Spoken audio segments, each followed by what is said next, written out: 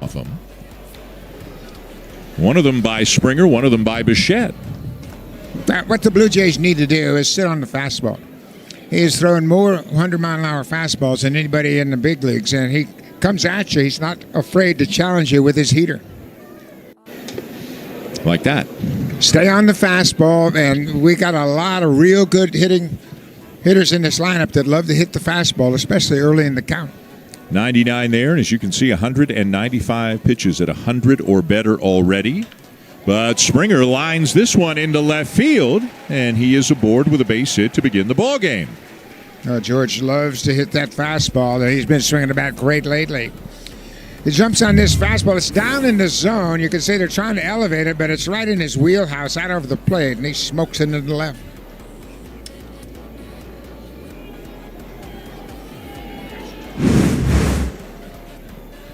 Leadoff base hit Springer. Here's Addison Barger.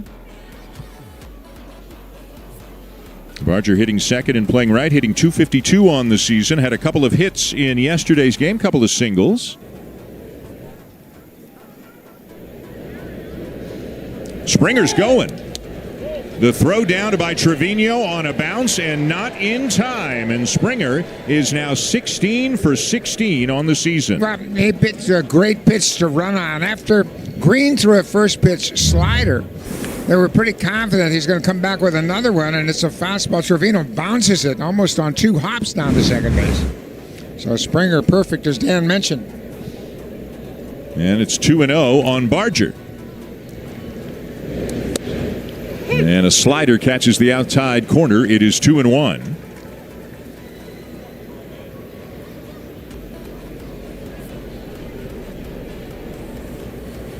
Blue Jays looking to get out in front early here in game 1 of this 3-game series.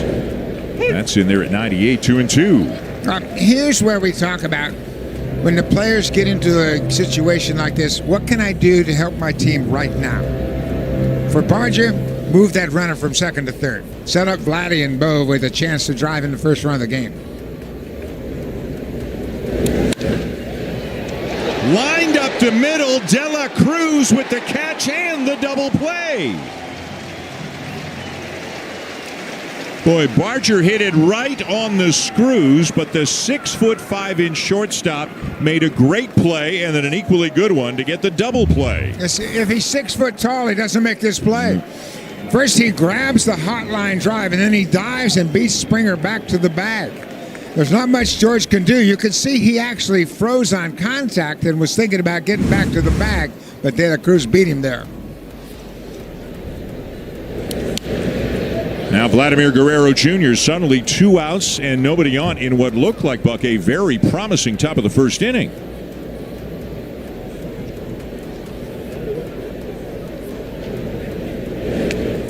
That one to the backstop. It's a ball and a strike. That was a slider at 93 miles an hour. He's got some kind of velocity. You mentioned he missed some time. Green was out 2.5 months with a groin injury earlier this year.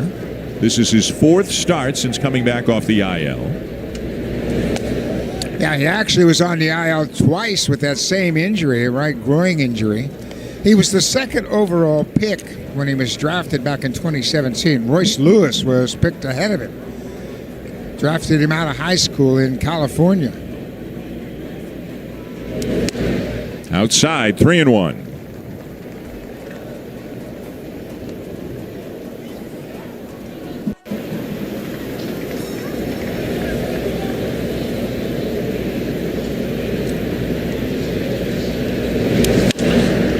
Guerrero pops it up back towards shallow center, and back goes the second baseman, Matt McLean, to make the catch. And that'll be all in the top of the first.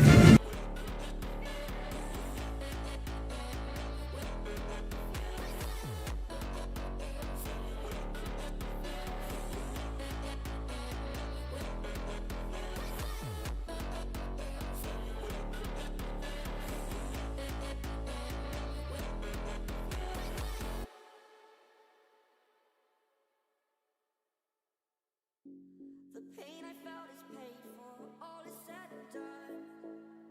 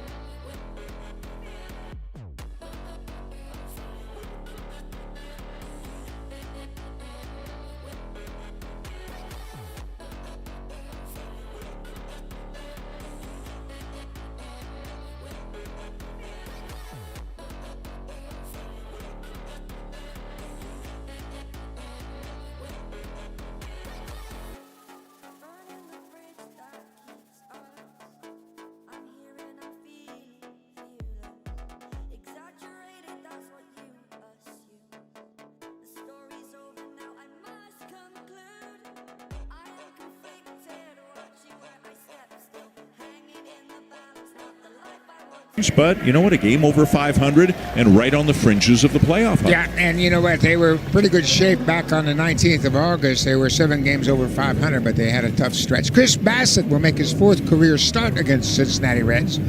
Having a good season, 11-7 record with a 4.14 earned run average. He's had his issues on the road with his ERA, but the Blue Jays done a good job winning games when he starts.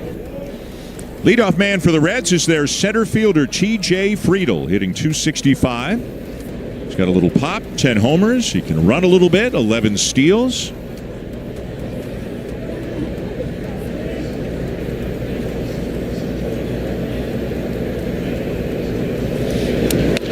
That misses just up and away, and it's 2-0. Friedl will take a walk, too. He has walked 66 times this year.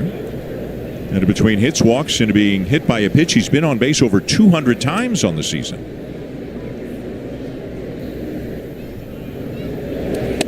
Bassett immediately falls behind 3-0. Now, only Shohei Ohtani and Tatis Jr. in San Diego as leadoff guys have reached base more often than T.J. Friedl. Doesn't chase much, as you can see. He will make a pitcher work, which is one of the qualities you like best in a leadoff man. Yeah, he's kind of an old school leadoff hitter, guy that walks a lot, has contact abilities, and he can run, as you mentioned, 11 for 14. Clement at third, well off the line and on the edge of the infield grass. Outside, ball 4, and a leadoff walk here by Bassett. The Blue Jays defensively overall had a terrific season, and they've got a lot of moving parts. As Nathan Lucas is starting in left field, he started in center and in right.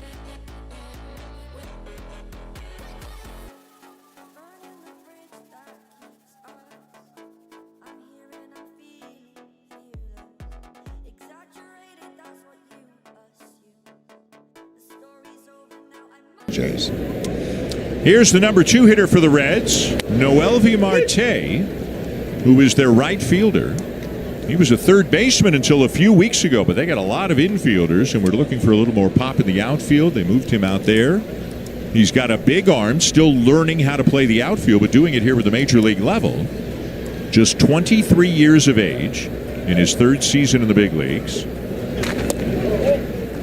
Close but no. And although he's a right-handed batter, he crushes righties.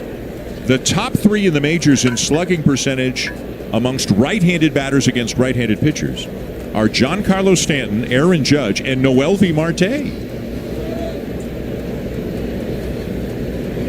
Yeah, that's why you have to find a place to play him.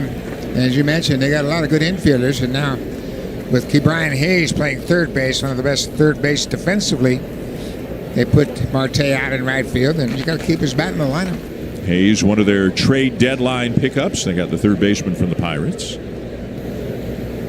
Friedl at first, and a 2-1 count on Marte, and a half swing tapper foul, 2-2. I'm a little surprised we haven't seen Friedl running earlier in this at bat. They run well, and the Blue Jays catchers overall have not thrown well lately, and some of that has to do with the pitchers not doing their job. But both Kirk and Heineman had a great start to their season all the way up until about August. And then clubs started to exploit that stolen base factor against them, and now they've got to be aware of it. And the pitcher's got to help them, no question about that. There was a ton of attention to that paid in the Milwaukee series because of how much the Brewers run. And overall, pitchers and catchers did a good job. You hope that carries over, right, into all of the remaining games in the season. Inside, and a full count now on Marte. Yeah, first innings are always a challenge to starting pitchers. I don't care where you're pitching, home or road, it doesn't make any difference. You're trying to get comfortable on the mound, get command of your pitches, find out what's working early in the ball game, and that's what Bassett's trying to do right here. Let's see if Friedl is running here. He is not, and a swing and a miss as Bassett gets Marte for out number 1. That is an awesome pitch in that situation. He hadn't thrown him a slow curveball throughout the entire at bat, and then he drops his hook on him. You see how Marte was full battling, way out in front of it. And Bassett, he really leans on that curveball when he needs a good pitch. And as you can see, has had very good numbers with that curveball this year. Now Ellie De La Cruz, the uber-talented shortstop of the Reds. He has been dealing with a bit of a quad injury, so he's playing through it. He plays almost every inning of every game. But 19 home runs, has not had as much power recently, has not been running quite as much recently. Last year, he led the majors with 67 stolen bases. He's got 32 this year. Nothing wrong with that. But again, not quite 100% healthy. And the folks around town that we spoke with this morning said just not kind of the same life and athleticism from game to game that they're used to seeing from him because he's not 100%. 2-1. He's got a big swing. He's always a threat to go deep. You mentioned he plays every day. He's only missed 58 innings playing shortstop this year. I mean, he literally plays every single day. Another 23-year-old, another very young player in a big role on this Cincinnati team. You just wonder where he's going to end up defensively.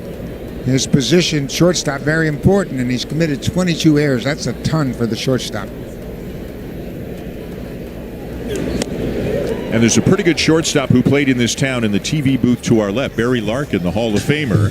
And Barry, I would say, is about 6 foot, 6'1", maybe something like that. And you know, he'll sit there and tell you it's not the easiest thing in the world to be a 6'5" shortstop. You've got to have, you know, things have to move quickly, and whether it's footwork or whatever it is, it's just everything's a little bit more complicated at shortstop when you're 6'5".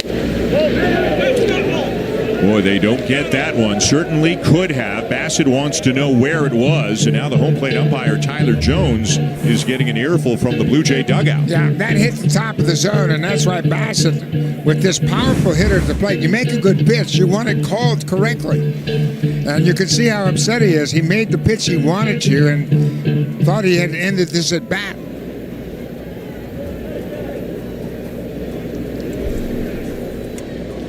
So it's 3-2 on Dela Cruz. Runner not going. Swung on and missed. So the second batter in a row that Bassett strikes out on a full count pitch. And we mentioned how much.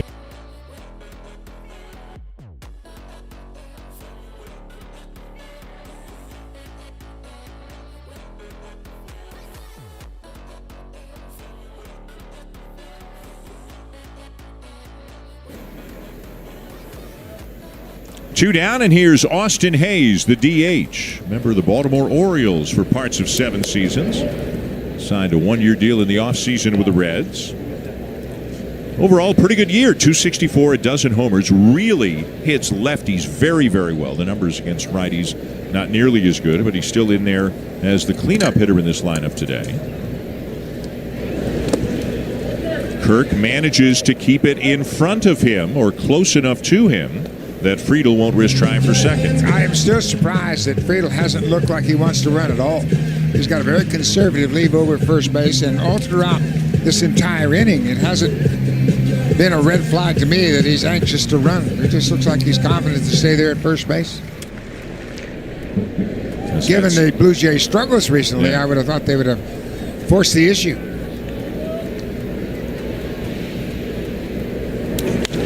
Broken bat ground ball to short. Bichette snaps it onto Jimenez in time to force the lead runner, and nothing across against Bassett in the bottom of the first.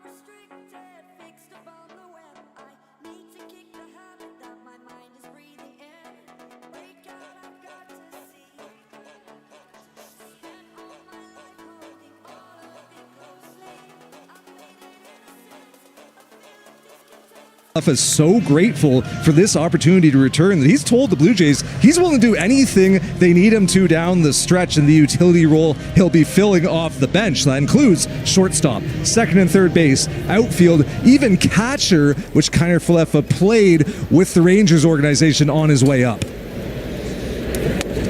Arden, thank you. He is extremely excited. John Schneider very excited about bringing him back as well. I asked IKF before the game, who's the first person you texted when you found out you were coming back to Toronto? And he said Bo Bichette. Bo was the first guy he texted, and then he said within minutes he had heard from Ernie Clement, Chris Bassett, George Springer, and others. Well liked here. Had a good run here for 4 months. The Blue Jays got the best out of him, I think, when they had him last year. And as Arden was saying, he is willing to do anything. Buck Arden and Ben Nicholson-Smith and I were talking to him for, 7-8 minutes. I bet you he said the word loyalty 7 or 8 times. He said it meant so much to me that they thought enough of me, not only to sign me last year, but to bring me back again. Right away he said to Ernie Clement, it's your job. I'm just here to back everybody up. I'm here to do whatever anybody needs me to do. That's why he volunteered to start putting the gear on again and getting reacquainted with catching. He can pinch run. He can come in for defense. He can start against a lefty. And, Clement's banged up, too. He's playing, right? But he's not 100%.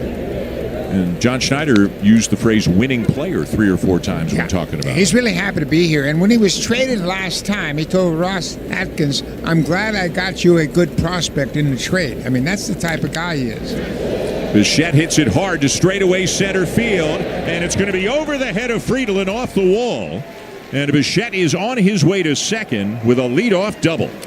Well, that wasn't a very good route by the center fielder, T.J. Friedel. That ball was smoked right off the bat, and you could see it, and it's going to carry in this ballpark, especially in that direction. That's a cutter out over the plate, and Bo stays on it. But watch the reaction of the center fielder. He didn't react on contact, and that cost him extra bases. By the time he reacted, it was almost over his head off the wall.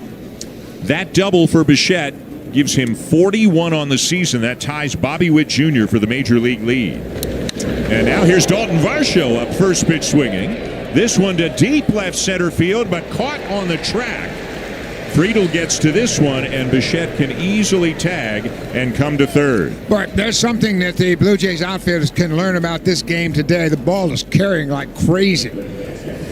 When you look at the ball that Bo hit, and then Varsho follows it up, and you can see Friedel's talking about how the ball is flying. That ball just kept carrying, took him all the way to the warning track.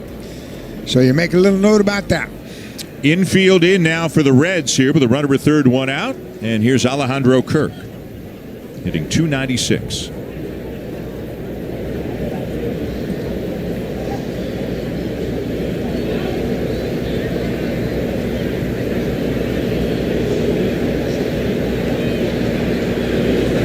Swing and a miss as Green gave him a first pitch slider down and away. Yeah, and Green understands that there are so many first pitch hitters in this Blue Jays lineup that he started out Kirk with a slider and got him to chase.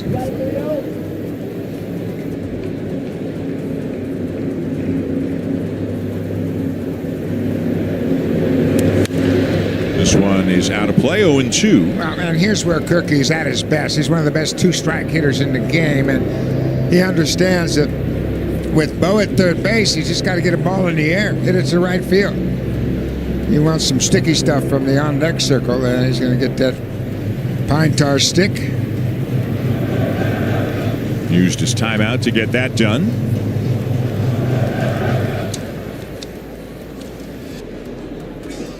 Bichette a double to third on the Varsho fly ball, and now Kirk trying to drive him in. 101 near the outside corner for strike 3 call.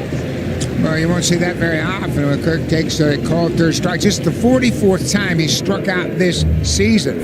But we talk about Green's ability to rack up the strikeouts. I mean, that's a perfect pitch at 101 down and away. So with 2 down, the infield can back up, and here's Nathan Lucas. A lot happened in yesterday's game, but it shouldn't be forgotten that Nathan Lucas had one of the biggest hits in that game. The Brewers had taken the lead with 2 runs in the top of the first. The home run by William Contreras off Max Scherzer, and then Lucas had a 2-out, 2-run double in the bottom of the first to immediately tie the game. The Blue Jays would get a third run that inning, but just getting something back after they had fallen behind in the first inning probably gave that dugout a real boost. Well, Dan, you know, when you have a good season and a chance to win a division, you have to have players have exceptional years. And guys like Snyder and Lucas and Clement have had exceptional years. Hunter Green gets out of it, stranding Bichette at third.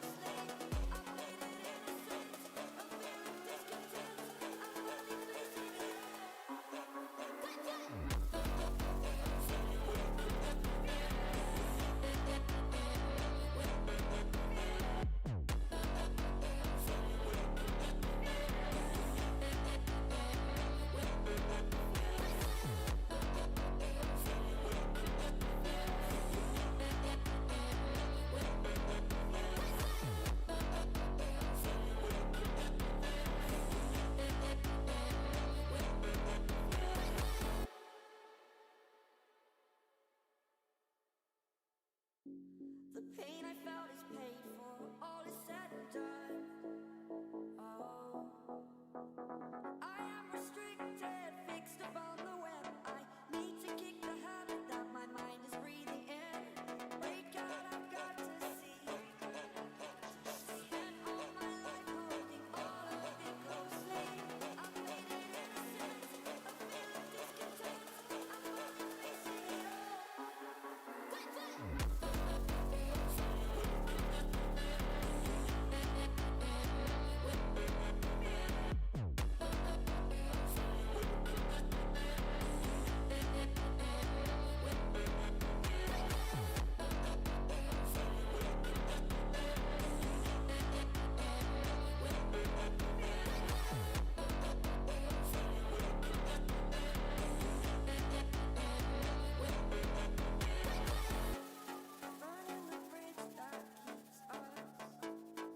Two by strikeout. And now we'll face the number 5 hitter, Gavin Lux, to begin the bottom of the second. Lux is the left fielder today. He's a former Dodger. Came up as a very highly touted prospect with the Dodgers. Was on their team last year when they won the World Series. And Cincinnati was out in L.A. just last week, Buck, and he got his World Series ring just last week when the Reds were out there. And he's had a tough run with injuries. You remember a couple of years ago in spring training, in Game 3 of spring training, he tore his ACL running from second to third. Missed the whole season. Bassett will get the call on the curveball, 1-2. Lux has kind of bounced around positionally in his career, but it appears with Cincinnati they've kind of settled on second base and left field. He will DH from time to time as well.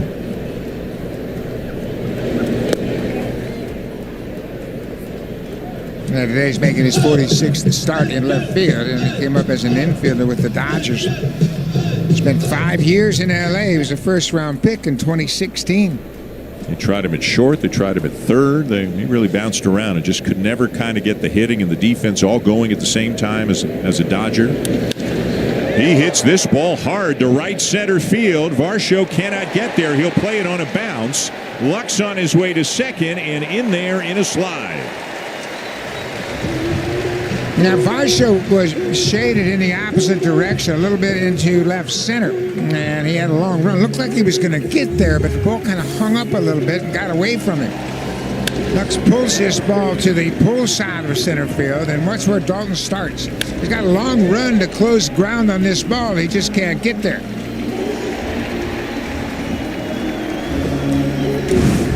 And now, a major league the field for a couple of innings, but first at bat today is a major league debut for Sal Stewart, the Reds' top prospect, just called up today as their September position player call-up. Between AA and AAA this year, you can see the numbers. 80 games at AA, 38 at AAA, hit over 300. He's got power. He is a second baseman, third baseman. He has played a grand total of 2 games at first base as a professional. One of them last week and one of them the week before that. Spencer Steer, who's their normal first baseman, he's been battling a quad injury. And so Stewart is out there at a position he's not really familiar with, but they want to see him swing the bat. And Terry Francona, you and I had a great chance to visit with Francona before the game. And he told us that he said to Stewart, listen, if something goes wrong there, it's my fault. It's not yours. Don't you worry about it. Just go play. Nah, Francona is so good in that regard. He takes all the pressure off the players. Francona was asking us, because of course he managed Cleveland for many years, he was asking us about the likes of Andres Jimenez and Miles Straw and a lot of the former Guardians who are now in Toronto. He just raved about Shane Bieber, not surprisingly. So Ernie Clement was another That's guy right, that he yeah. asked about. Said when we had Ernie, he wasn't quite ready. And we really didn't have an opportunity to give him a lot of playing time. He said he was thrilled for Ernie to be playing as often and as well as he is right now. that one's going to get over the head of Bichette and into left for a base hit. Lux will be held on the single by Stewart, who's got a base hit in his first major league at bat. And he stayed back on that breaking ball. And I thought he might be vulnerable to that slow breaking ball, but he did a pretty good job. And you see Vladdy's congratulating him, and there's his family, of course. What a moment for a youngster. Just 21 years old, gets a first hit in his first at bat in the big leagues.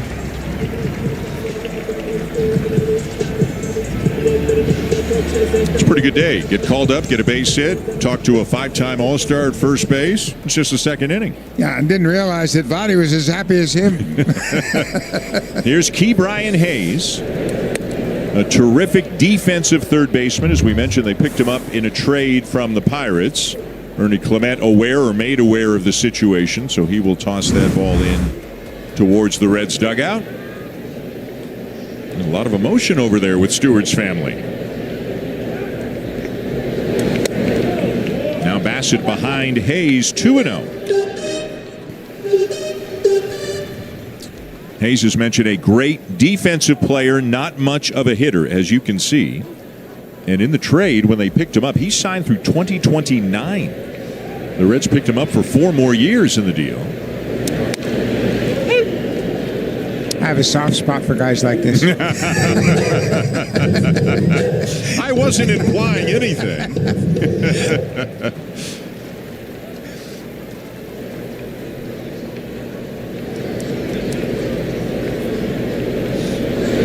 I always assume you have a soft spot for those hardworking, intelligent, defensive-minded, help your pitching staff back up catcher kind of guys. Because you did 17 years of that in the big leagues. I was fortunate to be in good spots. 2-2 now, the count on Hayes. Blue Jay infield at double play depth. But this ball's hit high in the air to deep left center. A long run for Lucas, and it's going to be up off the wall on a bounce. 1 run is home. Stewart is getting the wave. He'll score. And into third goes Hayes as the Reds lead 2-0. Well, we told you the ball is flying today. That ball stayed up there a long time, but he hit it to the deepest part of left center. And for Hayes, that's his 6th triple. Well, they give him a double, and he goes to third on the throw, but it's another slow breaking ball. This one is up in the zone. And Hayes thought he might have got enough of it to hit it out of the ballpark, but look at how far both the center fielder and left fielder have to go to get it in the gap. Stewart's getting the wave around third base. He's going to score the 2nd run. So 2 runs in, a runner at third, still nobody out, and the infield is in for the Blue Jays with the catcher Jose Trevino, the former Yankee, at the plate.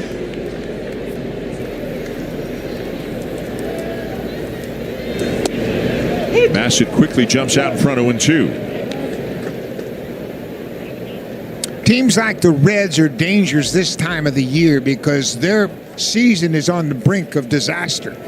And they've had a tough stretch lately, lost a lot of games and a lot of ground in that wild card race, and they know they're playing for their lives right now. They're dangerous.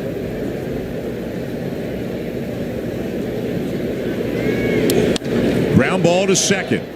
Jimenez has it, looks the runner back, and on to first for out number 1. Well, and the interesting thing, too, is they're 4 games back of the Mets for the last wild card spot, and it's the Mets who are coming here to Cincinnati for a series this coming weekend. Yeah, we talked to Terry Francona about that. He said, I wish we'd have played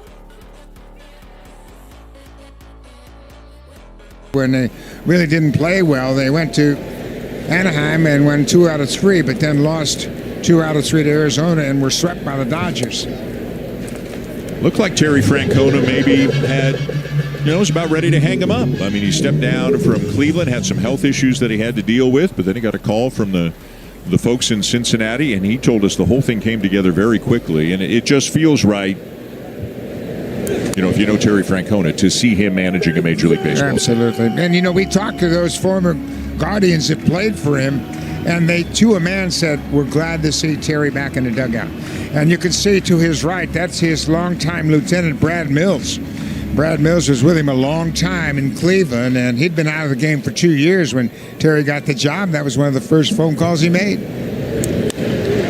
In the air to left field. Lucas coming in a couple of steps will make the catch. Here comes Hayes. Here comes the throw. He got him. What a peg from left by Nathan Lucas. An absolutely perfect throw for the 3rd out. This is his 8th outfield assist.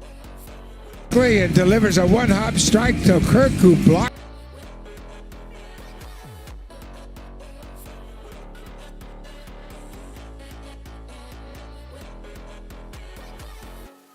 Burning the bridge that keeps us.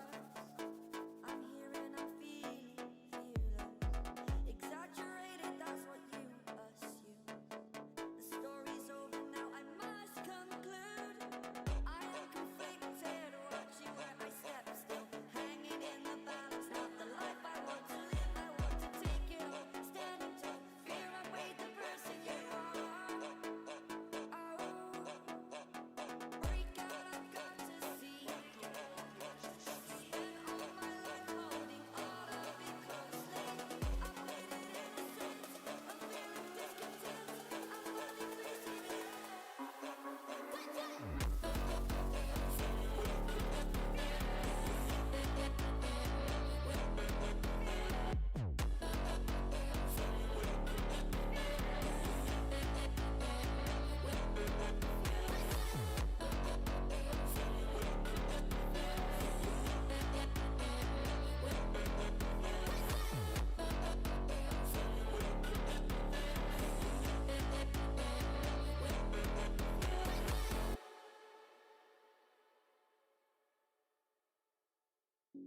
The pain I felt is paid for, all is said and done. Oh, I am restricted, fixed upon the web. I need to kick the habit that my mind is breathing. The first base coach is the outfield coach, and you can bet he's proud pop over there at first base right now as they cut down another run at home. They are down 2-0 going to the top of the 3rd. Ernie Clement will lead it off. Talked to Ernie a little bit about the broken bone at the base of his finger, and it's sore. He is feeling it, but it is getting a little bit better day by day. There's no risk of further injury, so it's a pain tolerance thing right now for Clement. And if it's just a pain tolerance thing, good luck getting him out of the lineup. He's waited his whole life for this opportunity, and he's made the most of it, having a very good year. I think that has a lot to do with the character of this ball club. There are a lot of guys that didn't come up as stars. They've been grinders. They've been fighting their whole life for these opportunities, and they're really fighting for one another right now. Ernie's been released before. He's been traded. Davis Snyder was on the release list multiple times in his minor league career. Miles Straw played in the minor leagues last year, and they all appreciate their opportunity they've gotten this season. Lucas waited forever for an opportunity in multiple organizations.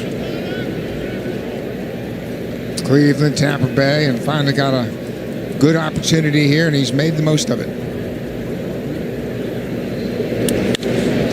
Fly ball to left. Lux a few steps to his left to make the catch. 1 down. Hunter Green is a tough customer. We talked about his ability to rack up the strikeouts. He's got 2 strikeouts through 2 1/3 right now. He's got that great fastball. I mean, if you were going to build a pitcher, this is the body you'd put on it. He's 6'5", weighs about 240, and he's a strong young man. He was such a great athlete out of high school. He was one of 14 high school athletes that made the cover of Sports Illustrated. There have been some names on that list. Got to be a pretty good list. Bryce Harper was on there as a teenager out of high school. LeBron James was on that list. Rick Mount, basketball player from Indiana, he was the first guy on the cover of Sports Illustrated as a high school player.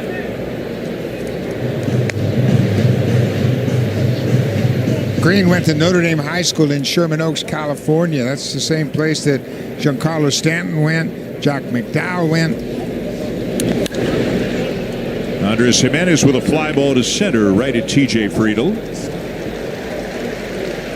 And one of the reasons that he was on the cover of Sports Illustrated and has turned into such a talented young man relatively early in his career is he can throw the ball about as hard as anybody. It's one thing for a reliever to throw 100 plus, but for a starter to do it, he's got the 3rd hardest pitch in the majors this year. Yeah, I've said it often. I think a starting pitcher is the toughest position in all of baseball to have a sustained season and a sustained career. You've got to be a strong athlete. You've got to have physical talents, obviously, and you've got to be strong mentally. So many things come into being a successful starting pitcher for the long haul. A slider swung on and missed by George Springer, who had a base hit his first time up, and it's now 0-2. Think he got fooled on that pitch? And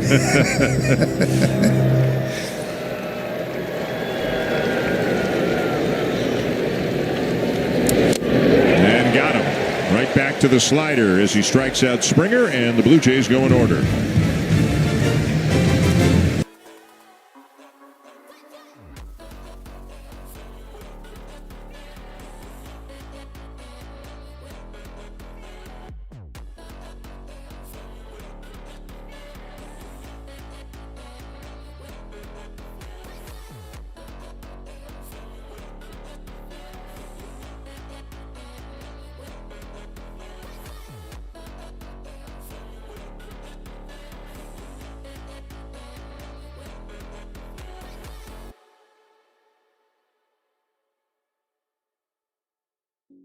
The pain I felt is paid for, all is said and done.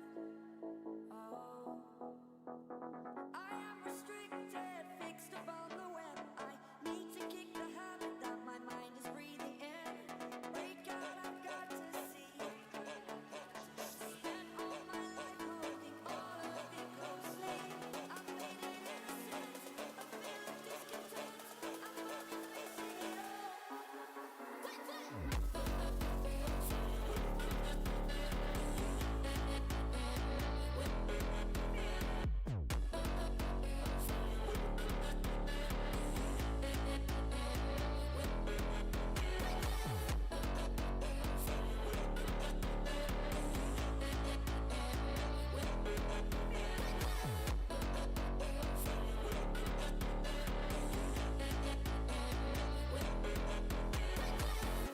I'm only facing it all. Burning the bridge that keeps us. I'm here and I'm feeling fearless. Exaggerated, that's what you assume. The story's over now, I must conclude. I am conflicted, watching where I step, still hanging in the balance. Not the life I want to live, I want to take it all. Very good position to make the postseason. But they've got loftier goals here in the last 4 weeks of the regular season to win a division, maybe to get a bye. They are 3.5, or 3 rather, ahead of the Yankees. 3.5 ahead of the Red Sox. The Yankees lost to the White Sox yesterday, so that helped matters a little bit. The Yankees don't play today. They begin a series with Houston tomorrow. The Red Sox are just getting underway with Cleveland.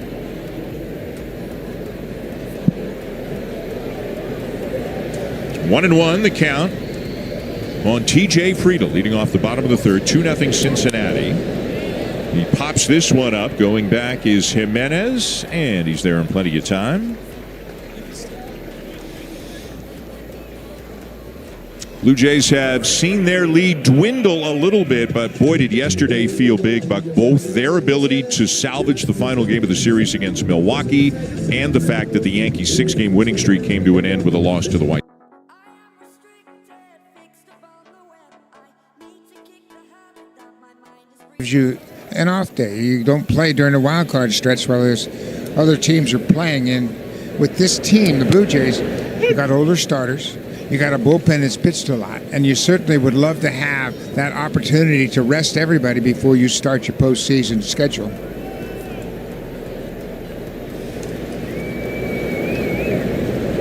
Since you mentioned the starters, John Schneider telling us today that they are, quote, transitioning back to a 5-man rotation. So Shane Bieber is going to start the final game of this series on 4 days rest, regular rest, instead of starting the first game of the Yankee series Friday on 6 days rest.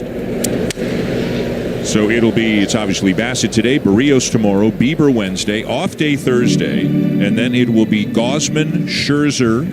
Max is okay, feeling better today. He's still lined up for his next start. Gausman, Scherzer, and then back to Bassett for the final game at Yankee Stadium. So for now, for the time being, Eric Lauer's in the bullpen as a long man. Yeah, and a lot of the fans out there would say, well, why isn't Bieber held back for Friday to start that series against the Yankees? And John Snyder told us today, we think every game's important, so we're going to keep these guys on track.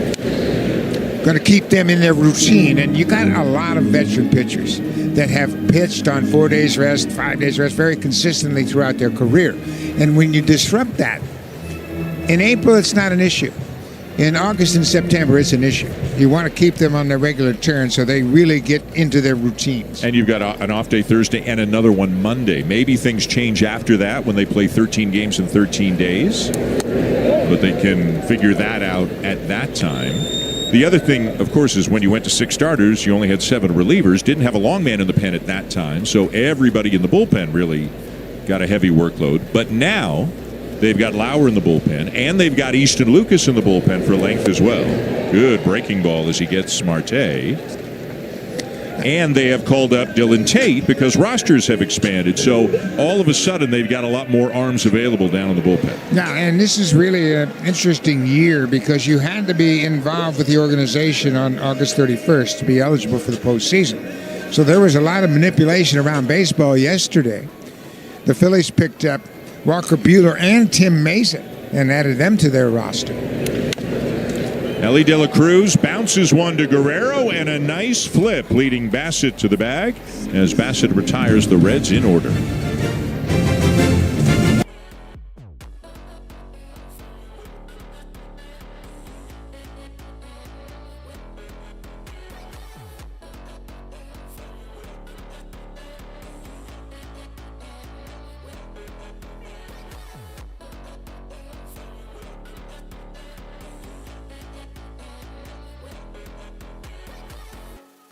burning the bridge that keeps us. I'm here and I feel fearless. Exaggerated, that's what you assume. The story's over now, I must conclude. I am conflicted, watching where I step still. Hanging in the balance, not the life I want to live. I want to take it all, standing tall. Fear I weighed the person you are. Break out, I've got to see. Spent all my life holding all of it closely. I played it innocent. I'm feeling discontent. I'm finally facing it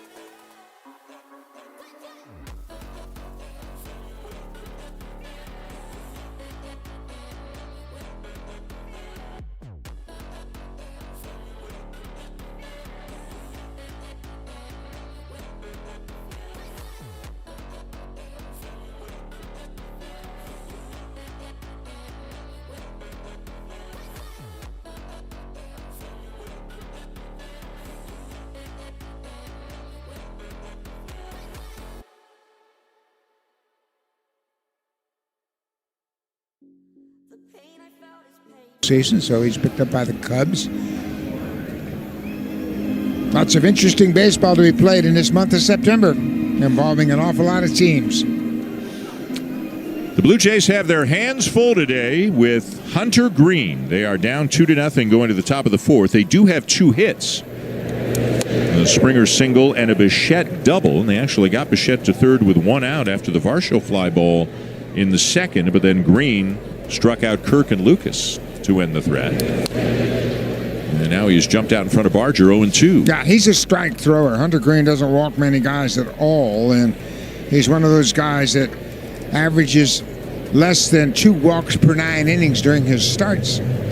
This is just his 15th start of the season because, as we mentioned earlier, his groin injuries 2 different times.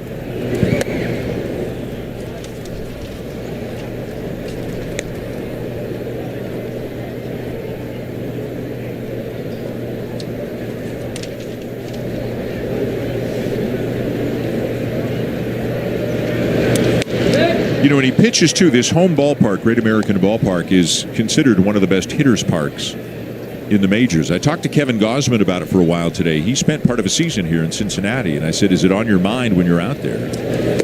And he said, if it's on your mind when you're out there, you're in trouble. He said, you can't think that way. You have to pitch the way you think you have to pitch.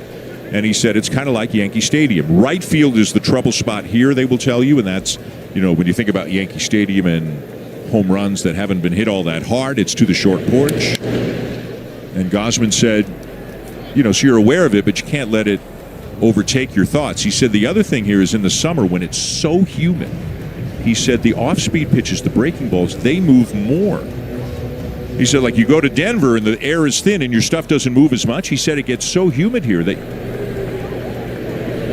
your non-fastballs, they can really move more than you expect them to, and you should try to use that to your advantage. Yeah, and we talked to Terry Francona about this ballpark, and I asked him about the impact of that short right field porch. He said it helps his right-handed hitters because they stay on the ball longer.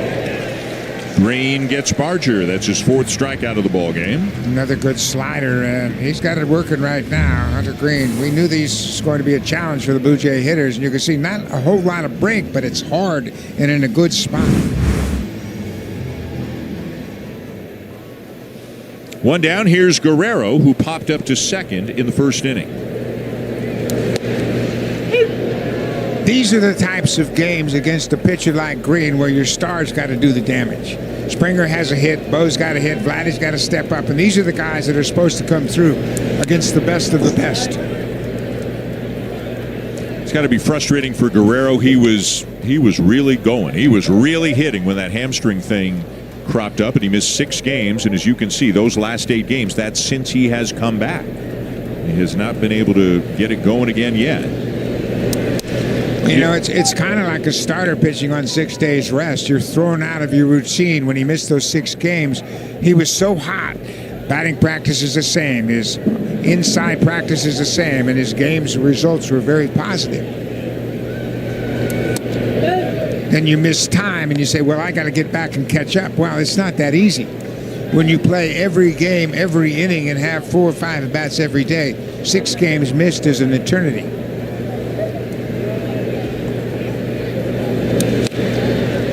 99 that he swings through, 3-2. You know what? It's 99. We've seen him hit 101, but it's easy. It's a very smooth delivery, and the ball really jumps on you as a hitter. Chop to first. Stewart has it, 2 down. And Vladdy, a very defensive swing with 2 strikes, and all I can do is bounce it softly to the first baseman. I mean, when you look at the location of that pitch, it closing in on 100 miles an hour, there's not much you can do with it as a hitter. That's what I always said. When you have doubts about how to get a guy out, go down and away. You go down and away, yeah. That is the toughest pitch for anybody to hit because you have to go after it. And if you got 100 in your back pocket, that helps. Even better. Bo Bichette had a double to deep center his first time up.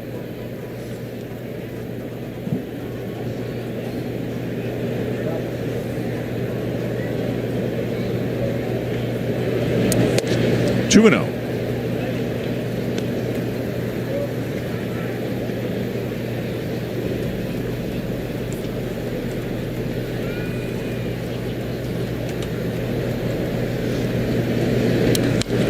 So with the double today, Bichette is now 4 for 7 in his career against Green with a double, a triple, and 2 homers. Yeah. You know, the great hitters, they love to face the great pitchers. It's always a challenge to them, and that's what the game is all about. Your best against my best.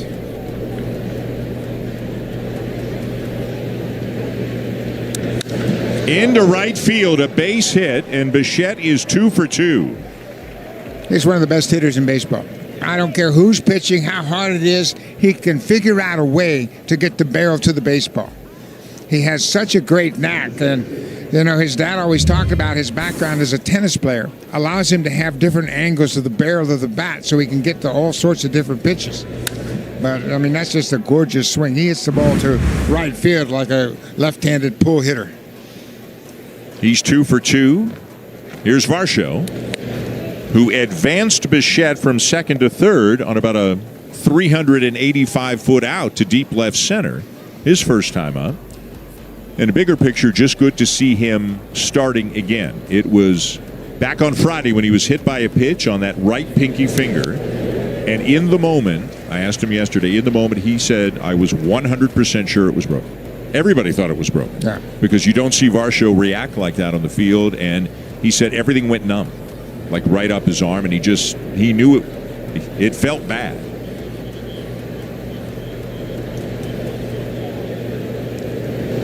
And he's a guy who came off of shoulder surgery, then had the hamstring injury. So you could understand his frustration. That right pinky finger of his is. I am restricted, fixed upon the web. I need to kick the habit that my mind is breathing in. Break out, I've got to see. Could have been a fracture, and he would have been out for probably a few weeks, maybe the rest of the regular season. The Blue Jays have had 3 situations like that with Varsho, Ernie Clement, and Alejandro Kirk when Kirk got hit with that foul chip on his right hand. And, you know, small fracture for Clement, but it's not kept him out a long time. Full count on Varsho, meaning Bichette will be on the move. And Stewart, the rookie first baseman, is going to come off the bag and play behind the runner.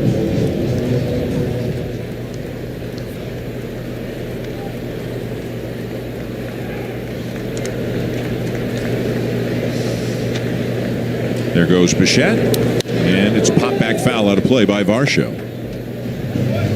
I would guess, Buck, like different than Clement, and I'm sure there is still a little bit of inflammation in that finger of Varsho, but because that finger is off the knob of the bat, he's probably swinging the bat pretty freely, I would think. So. When you think about it, when you grip something with your dominant hand, that pinky really doesn't have an awful lot to do with it. Green gets him for his 5th strikeout of the afternoon. It remains 2-0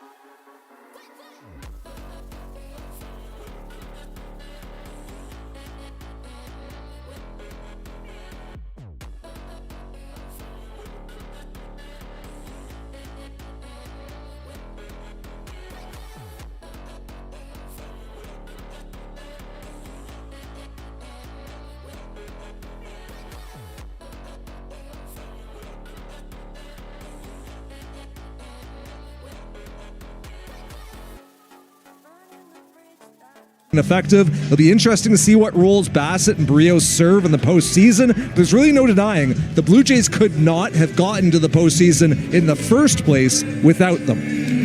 No question about it. Remember at the beginning of the year, Arden, thank you, Max Scherzer got hurt, so they had to plug that hole, and Bowden Francis was healthy at the time but was struggling, and they weren't getting very many innings out of that spot. So the big three as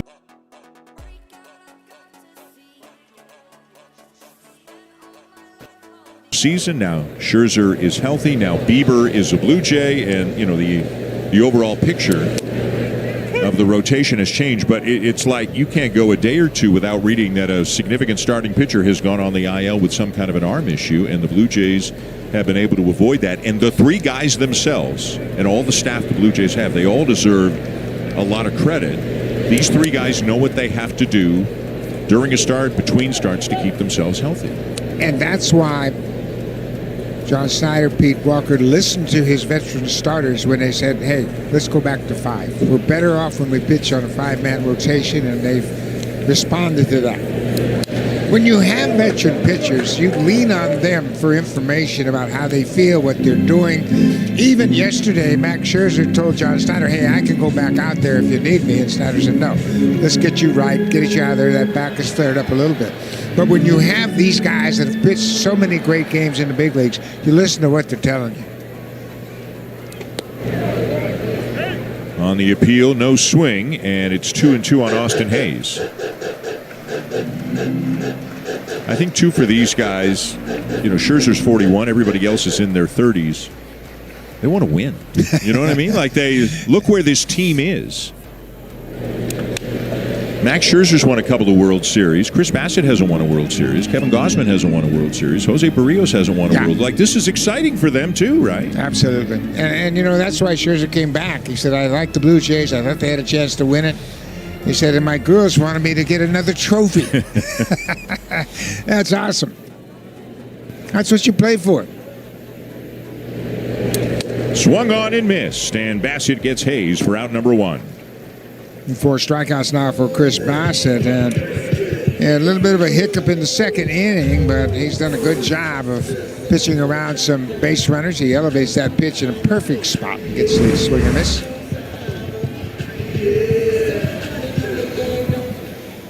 Here's Gavin Lux, who got that second inning started with a double to right center. Takes it low for ball 1.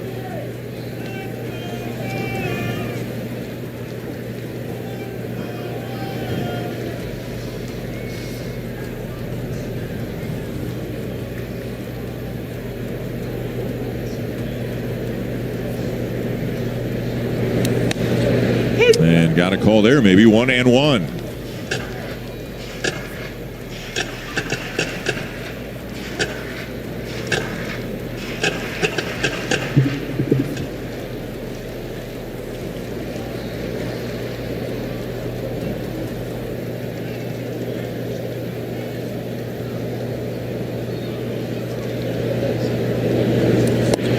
Good curveball, 1-2. Chris does such a great job of reading the hitters and what they're trying to do, what they're looking for, and how to diffuse that. And then he drops this slow breaking ball. And see how far out in front Lux was. He's just got such a great feel for reading the hitters and what they're trying to accomplish against him.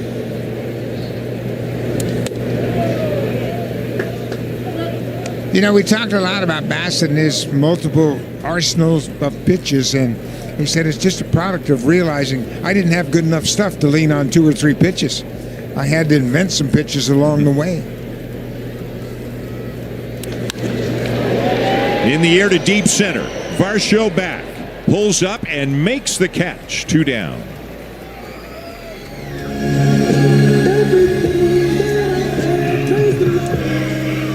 I tell you, whether it's Varsho or Straw, every pitcher the Blue Jays have has to feel pretty good about whoever's running around out center field. It's funny. We mentioned that to Terry Francona, and he said when he had Miles Straw in Cleveland playing center field, when you hit it to center, you were out. That's a great feeling for a manager. Second big league at bat for Sal Stewart, who had a base hit to left his first time up back in the second and eventually came in to score.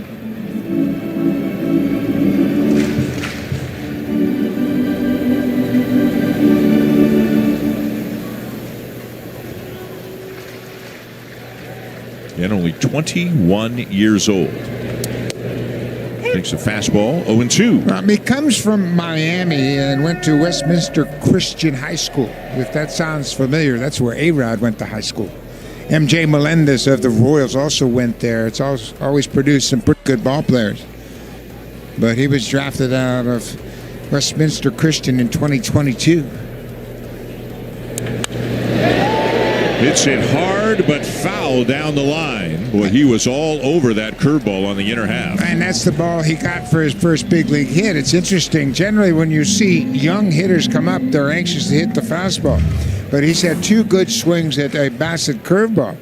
And just out in front of that one, he waited back pretty well on that pitch. And it might be something that Bassett utilizes. Well, he came right back with it. Hoped to get a chase there, but he didn't.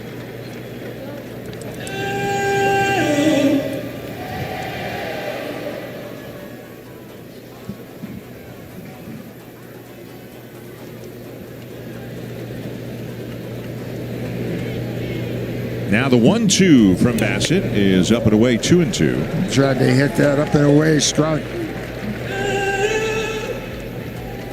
I might stay away from him again. He's pretty good on the inner half early, what I've seen from him. I mean, when you see a young kid come up, and obviously we didn't have scouting reports, we just had to see what we saw on the field and make adjustments. He got him. A cutter up that Stewart swings through, and that's 5 strikeouts now for Bassett.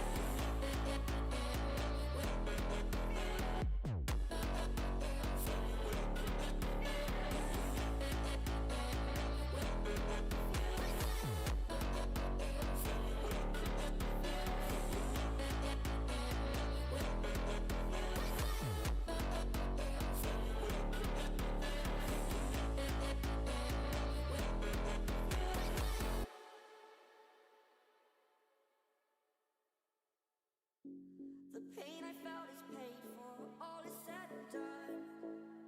Oh, I am restricted, fixed upon the web. I need to kick the habit that my mind is breathing in. Break out, I've got to see. Spent all my life holding all of it closely. I've made it innocent, a feeling discontent. I'm not facing it all.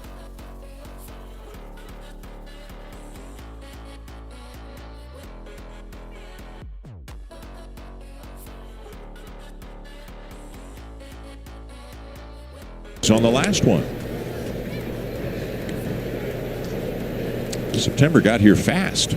Boy, it did. And just 24 games after this one today. Popped up by Kirk. Back goes McLean, the second baseman, and he'll make the over-the-shoulder catch.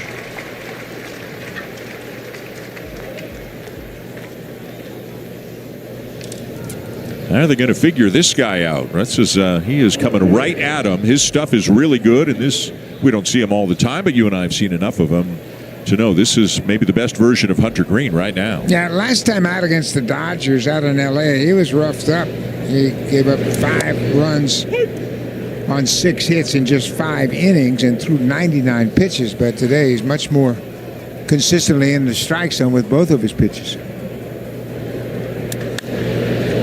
Lucas puts one in the air to left center. Friedel still going back and makes the catch on the track. 2 down. Let's go down to field level and Arden Zwelling. Well, a quick look back at Nathan Lucas's outfield assist in the second inning when he threw out Ke'Bryan Hayes at home. It was his 8th assist of the season. The Blue Jays' team have the second most in the majors, and this was the hardest tracked throw of Nathan Lucas's career by StatCast at 97.1 miles per hour, Dan.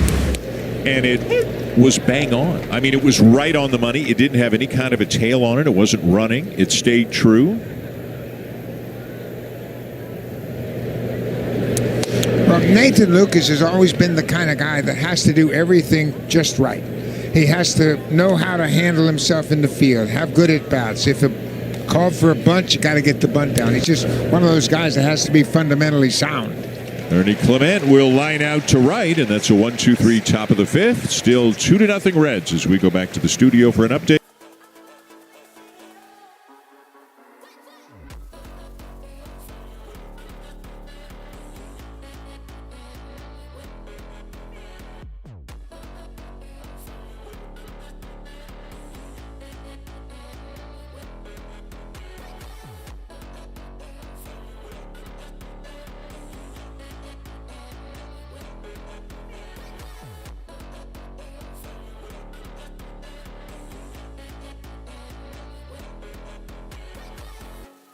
Burning the bridge that keeps us. I'm here and I'm feeling fearless.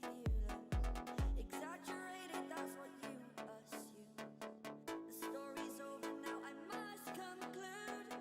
I am conflicted, watching where I step still. Hanging in the balance, not the life I want to live. I want to take it all, standing tall. Fear I weighed the person you are. Break out, I've got to see. Spent all my life holding all of it closely. I played it innocent, a feeling discontent.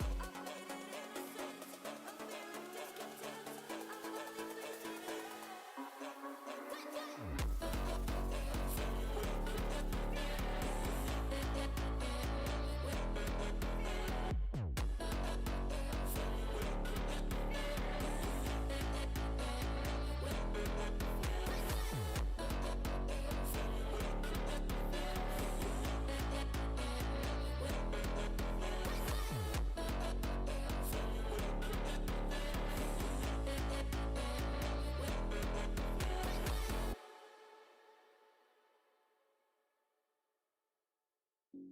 The pain I felt is paid for, all is said and done.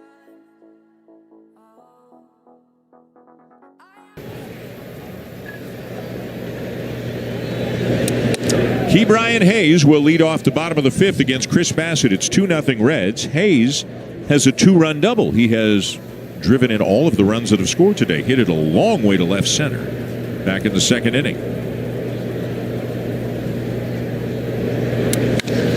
Ground ball to short.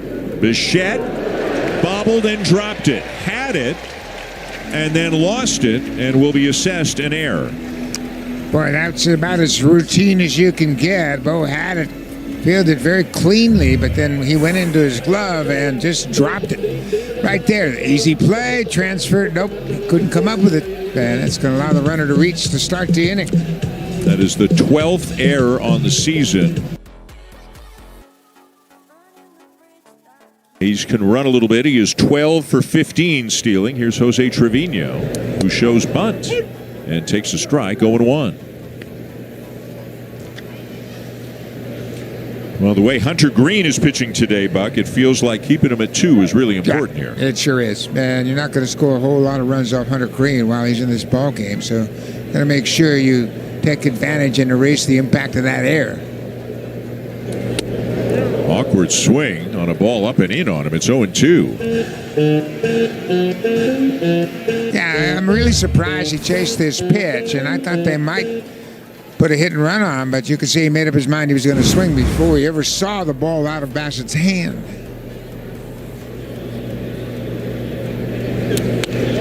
Checks the swing here. 1 ball, 2 strikes. Yeah, that last pitch was a result of the previous pitch when he had that awkward swing from Trevino. Said, I'm going to try it again. See if I can get him to chase it again.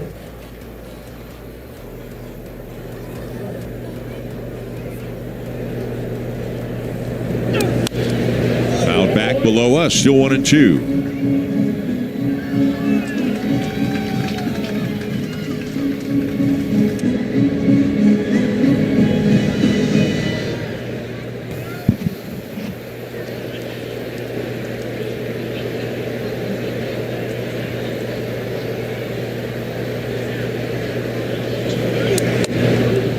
Missed away, 2-2. Chris Bassett keeps looking at his fingers on his right hand. He's been wiping his uniform for a couple of pitches this inning. Wonder if it's starting to turn into a hot spot for him. Again, he steps off and he's wiping his hand on his pant leg. You see, there's some blood on that. Yeah. He's got a blister working. Don't ever remember him dealing with that kind of thing since he's come to Toronto. Hopefully manageable.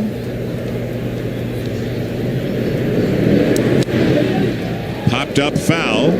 Kurt coming over, but it's just beyond the dugout. Yeah, when fans hear about a blister, well, how much of an impact can that be? Well, that's the last place that your hand touches the baseball. And it receives so much friction when it comes off that seam that once it gets going, it can really be tough. But he's concerned about it. And, you know, it's probably on his middle finger on his pitching hand. That's where most of the resistance comes when you throw that baseball so often.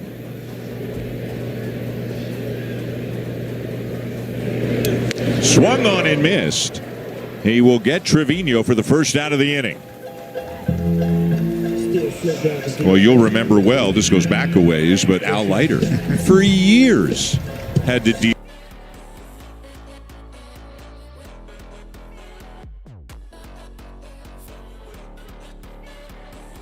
blister issues on his finger too. I mean, well, it first started with Nolan Ryan years ago with the Mets. He had all kinds of remedies to try to toughen up that pitching hand. Leiter got through it. Ryan, of course, got through it pretty good.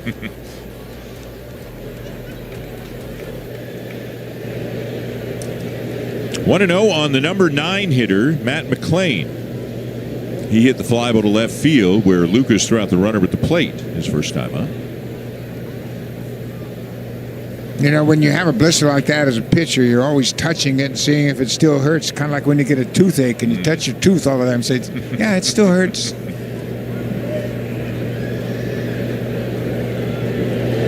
I'm sure if he hasn't already earlier in the day when he gets into the dugout after this inning, somebody's going to have a look at that. Well, and this is what we say about these guys that are so experienced, and they know how they can deal with it, and they know when they can't. So you'll listen to what he says. And sometimes it can be in a spot where maybe it impacts one particular pitch, but not the rest of your pitches. Exactly. Right? Yeah. When you think about it, you would think that the breaking ball is the pitch that's most impacted because it comes off that middle finger on the inside of your middle finger. And you want that up against the seams, and of course that's where you're going to get the most resistance. But he threw that one pretty well.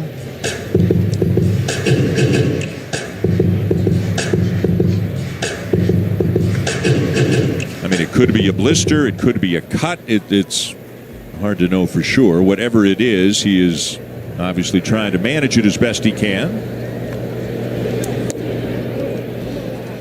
You know, once in a while, it happened to me where my thumbnail would cut my index finger when I threw a baseball. I would come over and just nick the inside of your middle finger and create a cut on it. See if Hayes is running here. A full count and 1 out. He is not. And it is ball 4 to McLean. So a couple of men on for the Reds.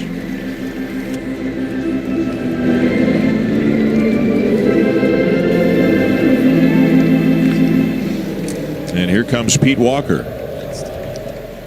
And whether they have already had a conversation about whatever it is that might be troubling Bassett, we don't know, but we'll keep a close eye on this one and see if there's anything that we can.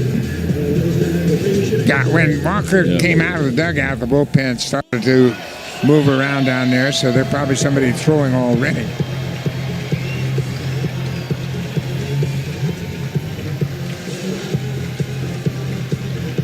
Then nobody's throwing yet, but they're on alert down there. First and second. Just 1 out.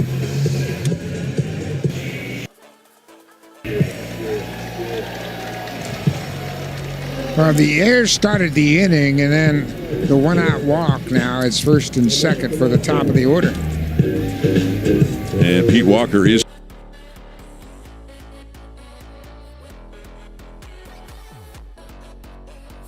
Second one out on an error and a walk. And now top of the order, T.J. Friedel, who has walked and popped up. Bunts, but bunts it foul. Well, how about that first and second one out? So obviously he's trying to bunt for a base hit there. Yeah, he wanted to drop it down in front of Ernie Clement, but got underneath it and popped it into foul territory. And now there is activity. Dylan Tate, who was just called up from Buffalo. He is the pitcher called up for September as the rosters expand. Was with the Blue Jays earlier in the season, pitching much better of late than he did early in the season. And there are definitely some guys down today. That Blue Jay bullpen has. So not a surprise at all to see Tate get up.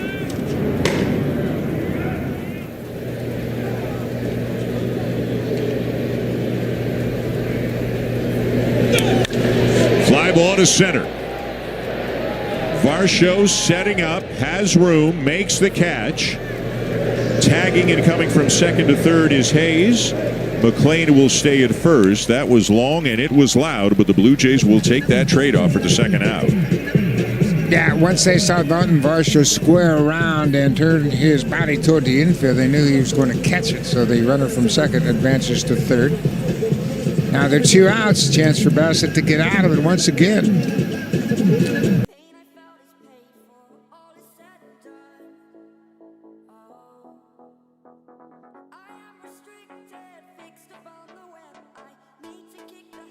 On breaking balls, one the curveball, one the sweeper.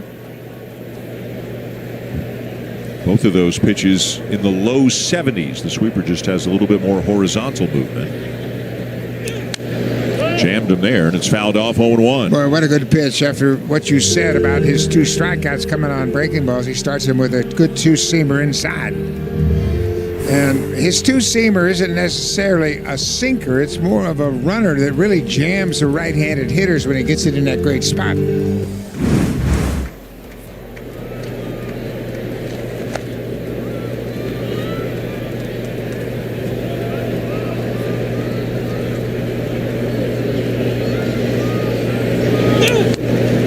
One ball, one strike.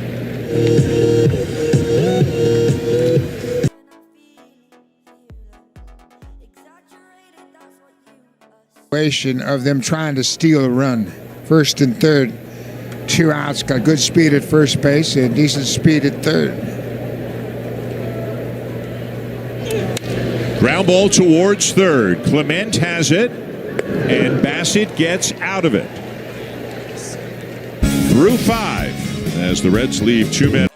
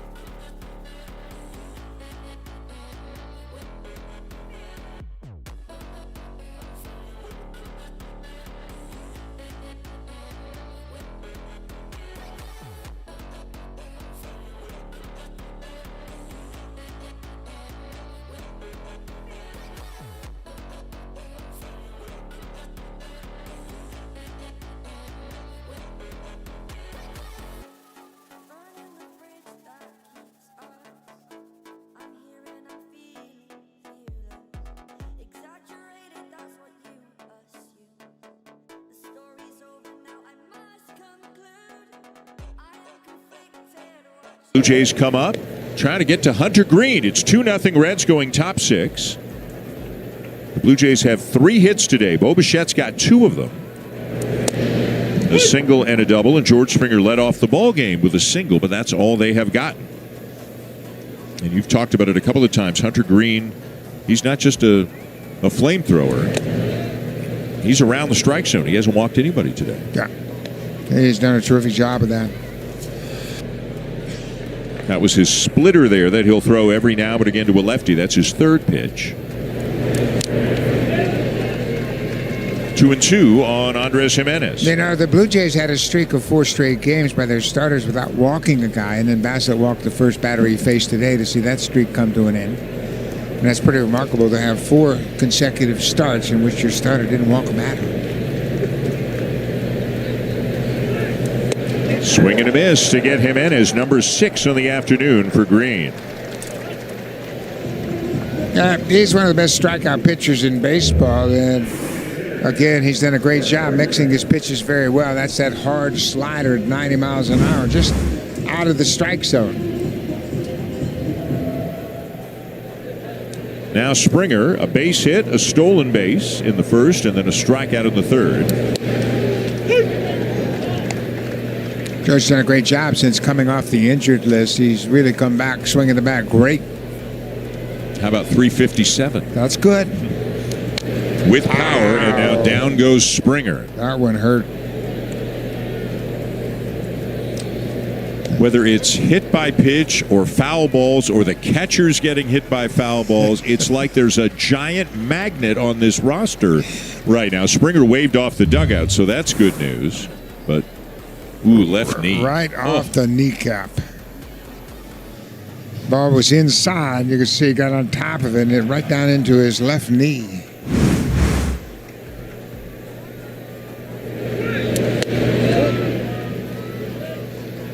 George Springer has been awesome, not only with his on-field production, but the impact he's had on his team. Always there to support his teammates, and he's played with so much joy this year. It's been great to see.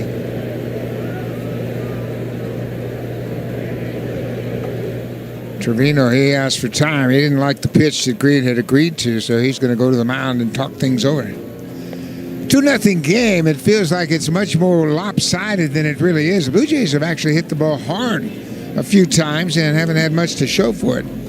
Only been 3 hits in the game for each team, 6 total.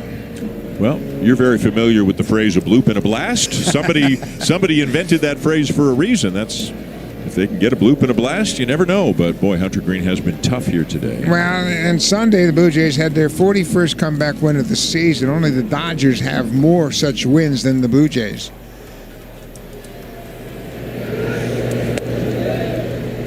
You'd like not to have to come back so often, but the Blue Jays starters have been great, keeping the opposition in check, allowing the team to come back later on in games. No swing, and it's 3-2. You saw Bassett, by the way. He is still in the game. He's pacing, which is sign number 1 that he's in the game, and nobody's up in the bullpen. So looks like Bassett will come out to at least begin the bottom of the 6th. Fouled off, still 3-2 on Springer.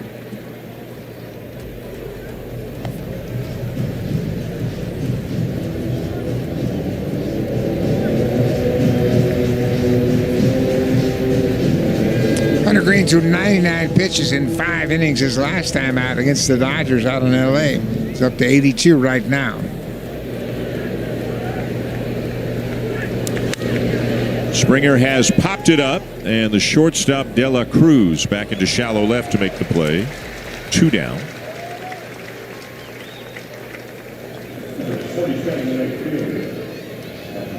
Now Addison Barger.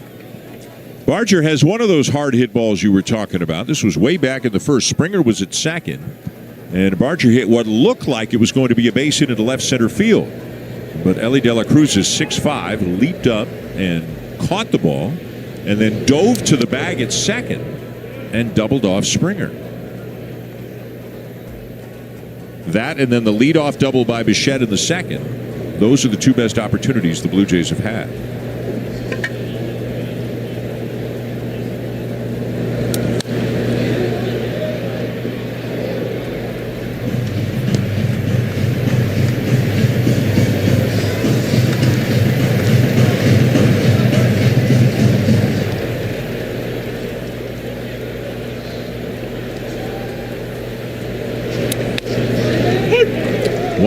2 strikes the count. Green struck out Barger back in the 4th inning on a slider down and in. Might have been a ball just off the plate, too close to take with 2 strikes. And a fastball there for strike 3 called. Hunter Green overpowering today. Fixed upon the web, I need to kick the habit that my mind is breathing in.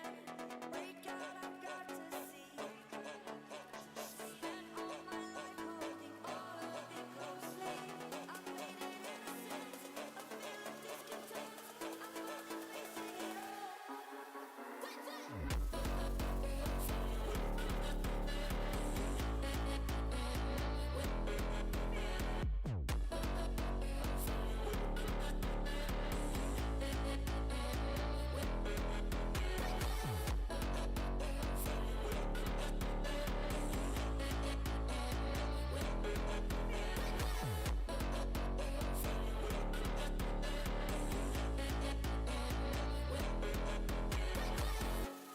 Burning the bridge that keeps us. I'm here and I'm feeling fearless.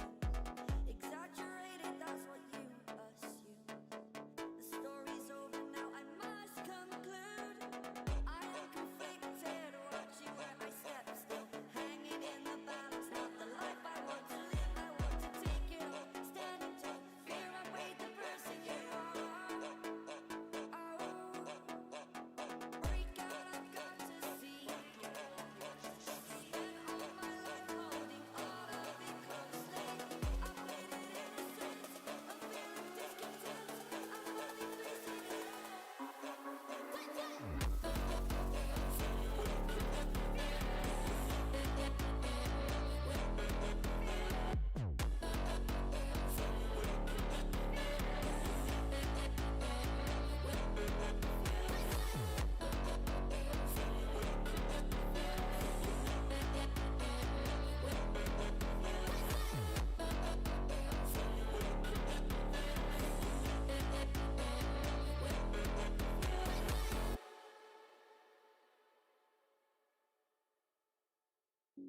The pain I felt is paid for. All is said. Nothing Cincinnati. Bottom of the 6th inning, and Ellie De La Cruz will lead it off against Chris Bassett. De La Cruz is 0 for 2. A strikeout and a ground out.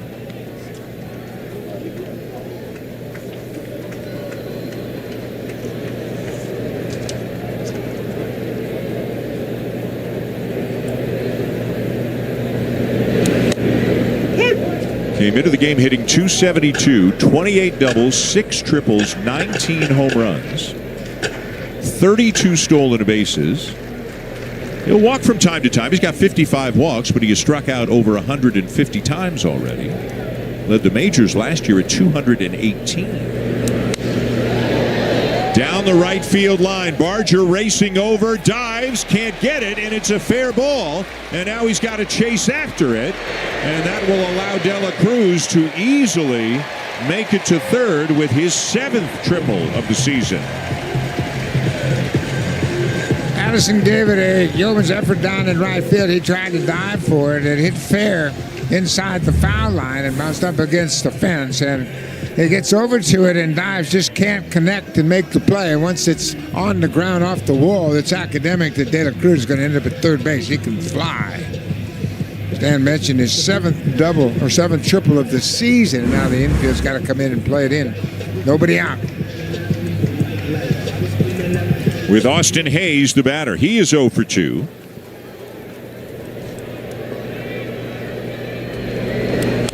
Popped him up. Got a first pitch curveball, and he pops it up for Guerrero, and the first out of the inning. Bassett can pitch. He just has such a great feel for what's about to happen in the bat. He threw that slow breaking ball, and obviously with a runner at third, the hitter very anxious to catch.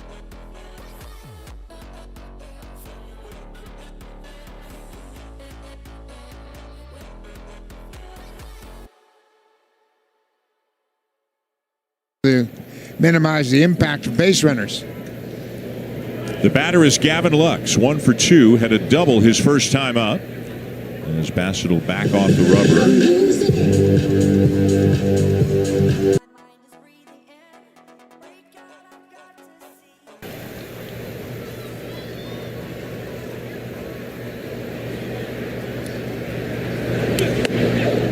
I've got to see. And Yariel Rodriguez is now getting up. Hasn't even gotten to the mound really out in the bullpen, as you can see, just starting to throw.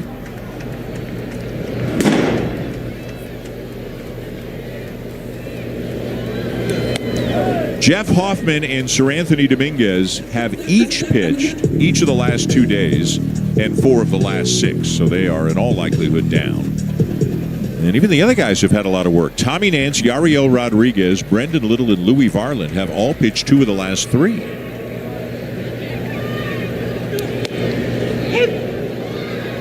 But they do have Dylan Tate up from the minors as the September call-up. And they do have a couple of lefties who are out there with a lot of length in them in Easton Lucas and Eric Lauer.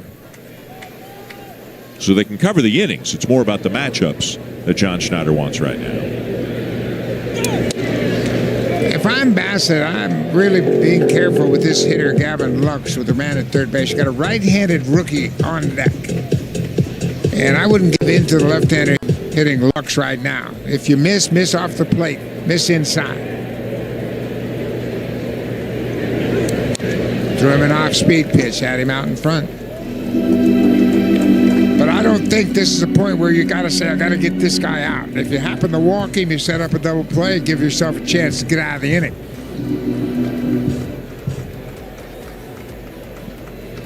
Full count.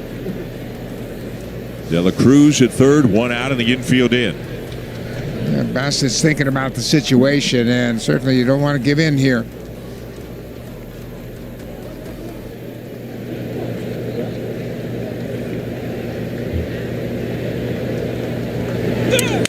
Ground ball to first. De La Cruz not coming home. What a pitch. Guerrero makes the play, 2 down. What a pitch. He threw it right inside on the handle and broke the bat and got a weak grounder to first base. Cruz has to stay put at third. Boss can pitch out of jams, man, as good as anybody. He made a great pitch with that cutter. And it's right inside, and Gavin Lux breaks his bat. And he looks at third to see if the runner's going to break, but he can't move. No reason. Vladdy's right there at first base. Pete Walker ran to the mound after the out was recorded just to talk.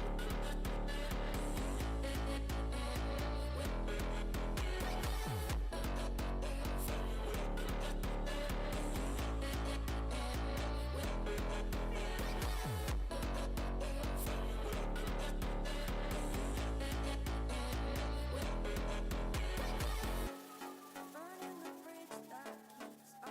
I'm here and I'm feeling exaggerated, that's what you assume. The story's over now, I must conclude.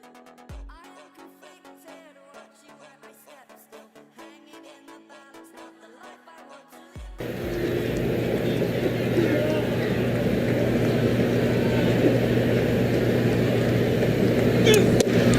He went around, and it's 0-1. And they're staying firm with him.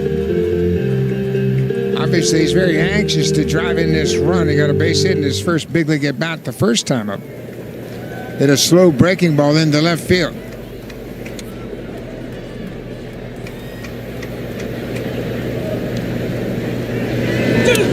Ground ball to short. Bichette has it. And on to first, and a leadoff triple is stranded by Chris Bassett.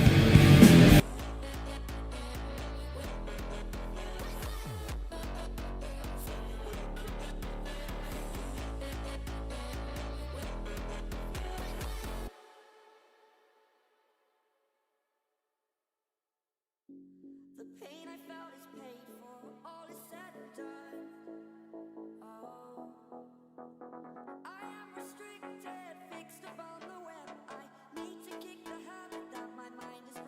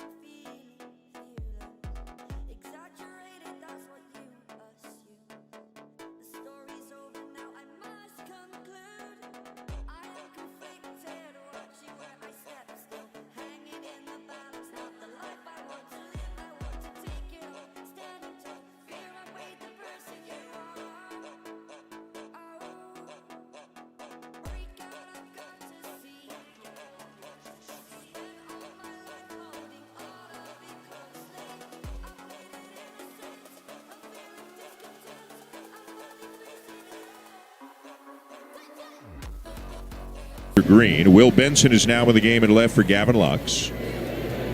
As Terry Francona ups the defense a little bit. Vladimir Guerrero Jr. lifts the first pitch to right. And the catch will be made by Marte. One down. Vladdy now 0 for 3. Chris Bassett did such a great job of pitching around traffic. 2 for 9 for the Reds in situations with a chance to drive in a run from scoring position, and he made some great pitches, especially that last inning. Leadoff triple, and you almost kind of concede the run when you get a leadoff triple in an inning, but he got a pop-up, a couple of weak ground ball outs. Bo Bichette has 2 of the 3 hits the Blue Jays have today. He had a double in the second and a single in the fourth.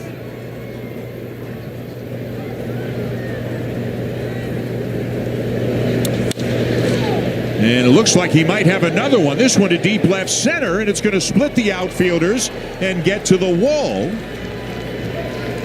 And Bo Bichette just owns Hunter Green today and before this as well. And he has just taken over the major league lead in doubles with his 42nd. He's 6 for 9 against Hunter Green, and he smokes this ball. That's a slider down and away. We talk about the toughest pitch to get to. Bo gets to it, and he drives it off the fence in deep left center. What a game for Bo. 2 doubles and a single, 3 for 3. Here's Dalton Varsho, 0 for 2. Bo's up to 309 now.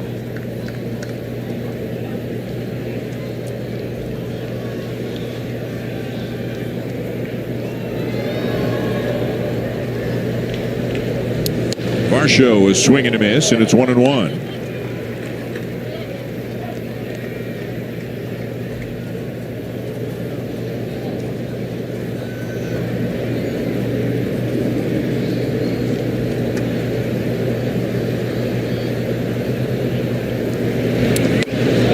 And taken just high, 2 balls and a strike, and for the first time today, Buck, we see a little activity in the Reds pen. Right-hander Scott Barlow. That might be some of the best news the Blue Jays have gotten today. The bullpen's getting Doc, knock him out of this game. Yeah. Get him out of here right now. Popped up, back of the plate. Trevino back to the screen, but no play. Well, Green is up into the 90s right now, at 94 right now, so he is nearing the end. Yeah, he threw 114 pitches back on the 2nd of May. That was before he went on the IL. This is just his 4th start, coming off the injured list for a second time. He only made 1 start in June and had to go back on the injured list. Inside, and now a full count on Varsho.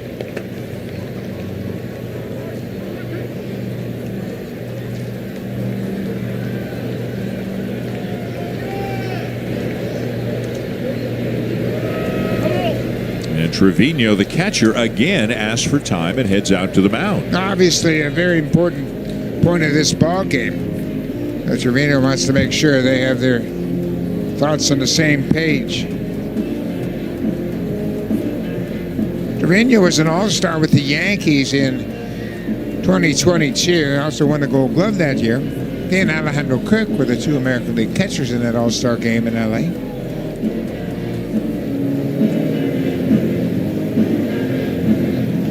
Bichette.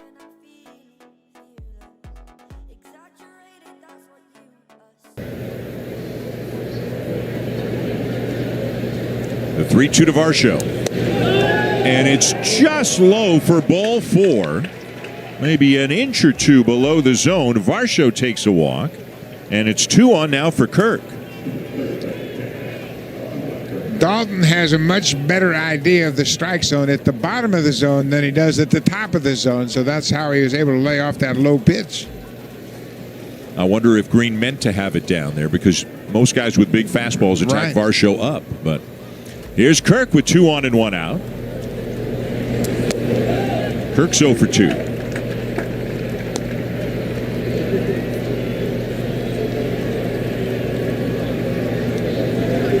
Kirk likes a high fastball. Loves it. He gets on top of it better than anybody on his team. In there just above the knees, 1-1.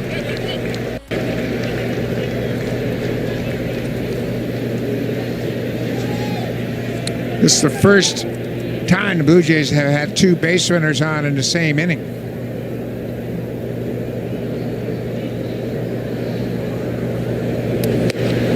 Went after one up above the zone, a high slider, and it's 1-2. He's going to ask for time now, too. That slider at 90 miles an hour almost looks like a fastball. It doesn't have a lot of dramatic break. It's more like a cutter than a true slider.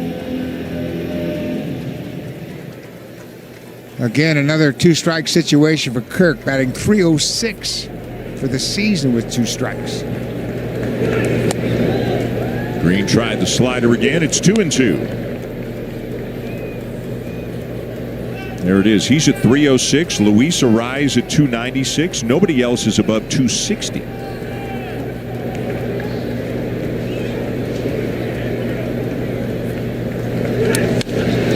This is headed to left field, and it's down for a base hit.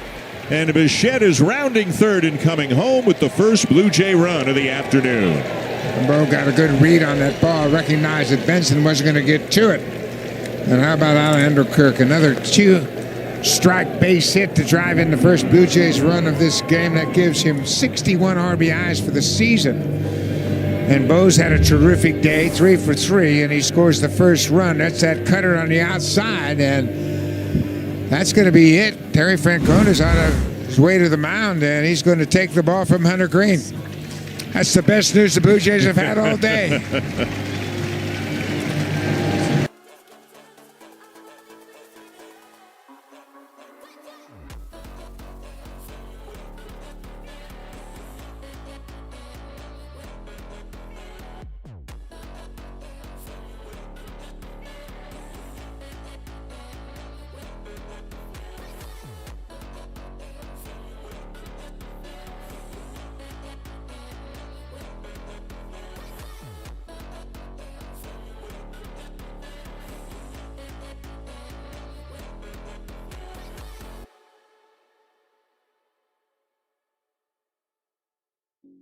The pain I felt is paid for, all is said and done.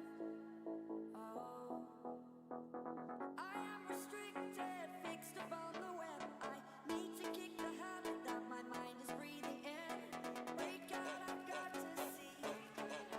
Spent all my life holding all of it closely. I've made it innocent, a feeling discontent. I'm not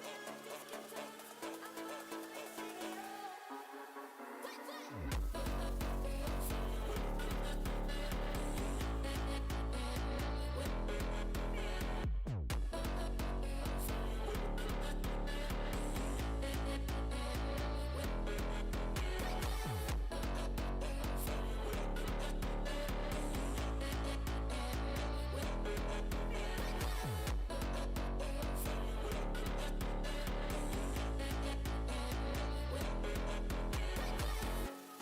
Burning the bridge that keeps us. I'm here and I'm feeling fearless. Exaggerated, that's what you assume. The story's over now, I must conclude. I am conflicted, watching where I step still. Hanging in the balance, not the life I want to live. I want to take it all, standing tall. Fear I weighed the person you are. Left-handed pitcher for the Reds. Broke in as a teenager and then broadcast for many, many years here. Nathan Lucas on the first pitch he sees from Scott Barlow sends it to the wall. Just not quite enough to get it out of here. Varsho comes to third, but that's the second out. Wow, I thought he got it. Ball was carrying very well in that direction in this game. It looked like it was going to get out of the ballpark, but it kind of died on the warning track. Scott Barlow, a number of years with Kansas City, was a closer for the Royals at times over those years. He comes on to try to protect this one-run lead. It's now first and third, 2 out for Ernie Clement, who is 0 for 2.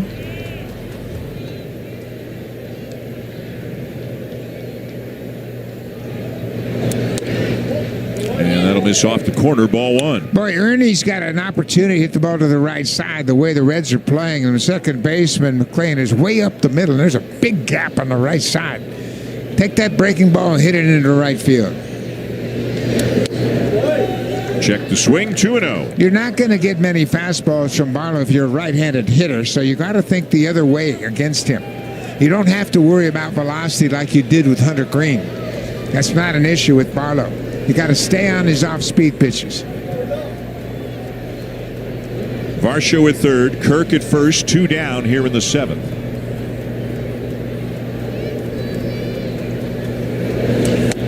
Swings through a fastball at the knees, 2-1.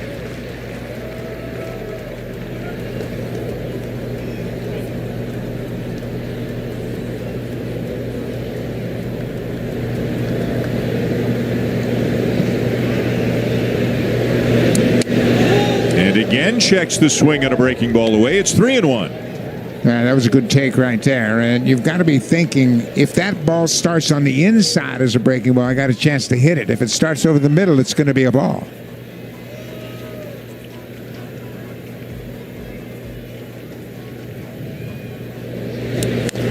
Bounces it foul, 3-2. Yeah, that time he left it on the inner half, and then he was out in front.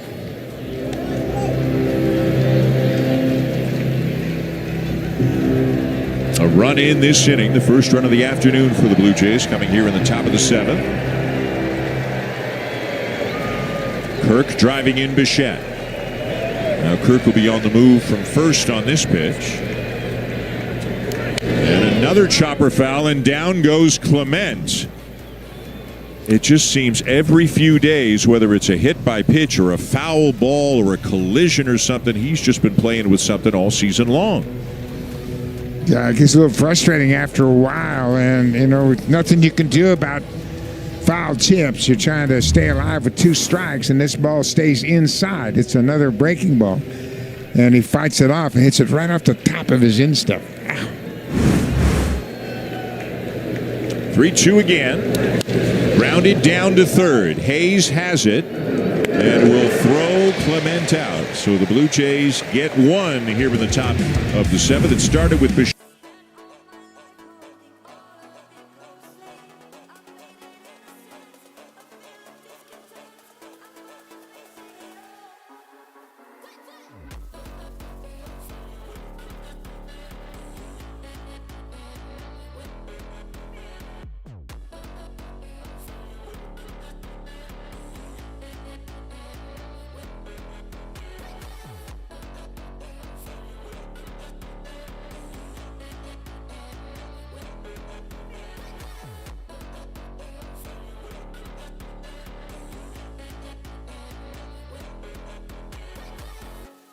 Burning the bridge that keeps us. I'm here and I'm feeling fearless.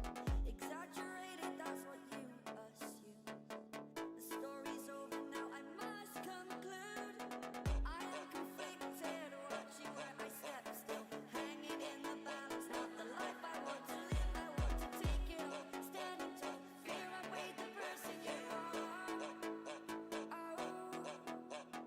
Break out, I've got to see. Spent all my life holding all of it closely. I played it innocent, I'm feeling discontent. I'm finally facing it all.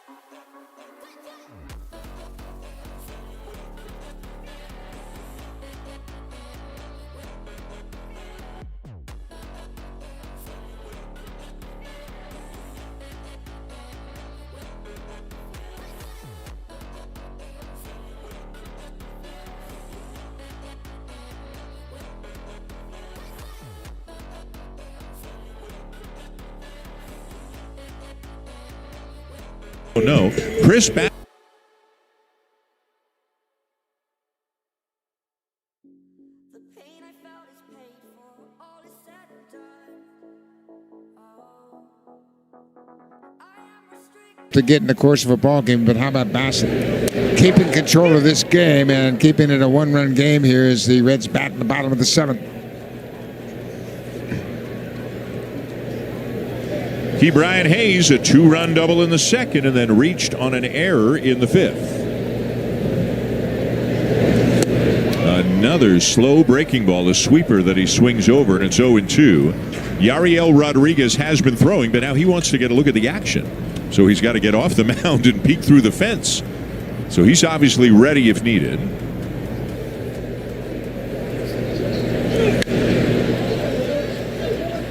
Some bullpens where the pitcher can be on the mound throwing and can see the field, but clearly that is not the situation here. Especially Rogers Center now, with the way they've redesigned the bullpens. It's a great venue. You can be warming up and watch every single pitch. Just kind of go along with the starting pitcher as you warm up. Up high, ball one. What an effort by Chris Bassett today. Leadoff walk to start the game. He got around that. A leadoff triple in the sixth. An error in the fifth to allow the leadoff man to reach, and he's been able to minimize the impact. That was pitch number 106. The most he has thrown in a game this season is 113. That was against the Yankees back on July the 3rd. And I think that's the most thrown by any Blue Jay pitcher this year, 113.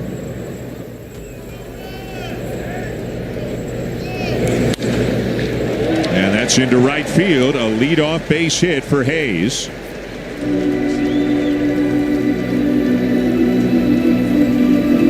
And is John Schneider, he's thinking about it. And here he comes.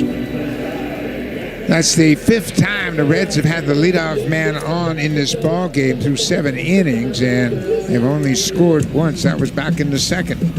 Bassett's done a terrific job here. He has done exactly what Snyder had hoped for, pitching deep into the game. Great effort. 6 innings plus a batter, and now Yariel Rodriguez on his way in from the bullpen. Fixed upon the web, I need to kick the habit that my mind is breathing in. Break out, I've got to see. Spent all my life holding all of it closely. I've made it innocent, a feeling discontent. I'm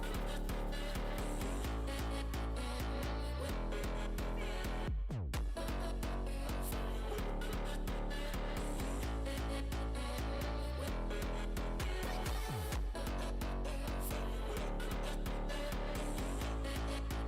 it all.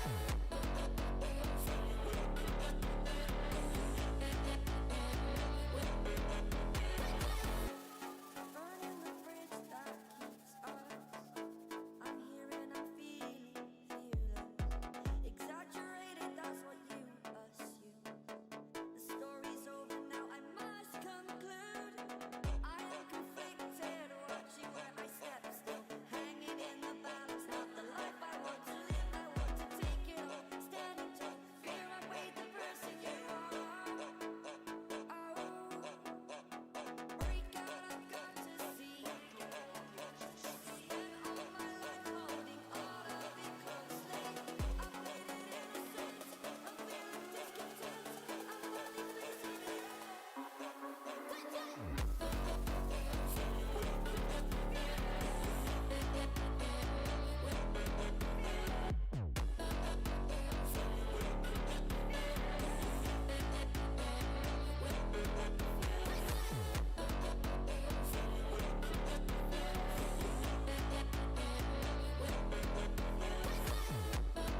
Story. He was charged with 8 earned runs on 9 1/3 innings pitched in the month of August.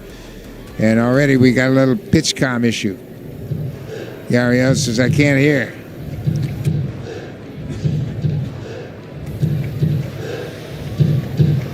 Vladdy's going to come over and give him his receiver. As Vladdy wears one in the field, and just take mine.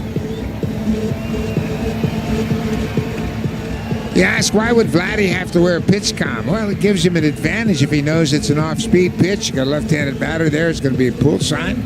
And Yariel says, no, this...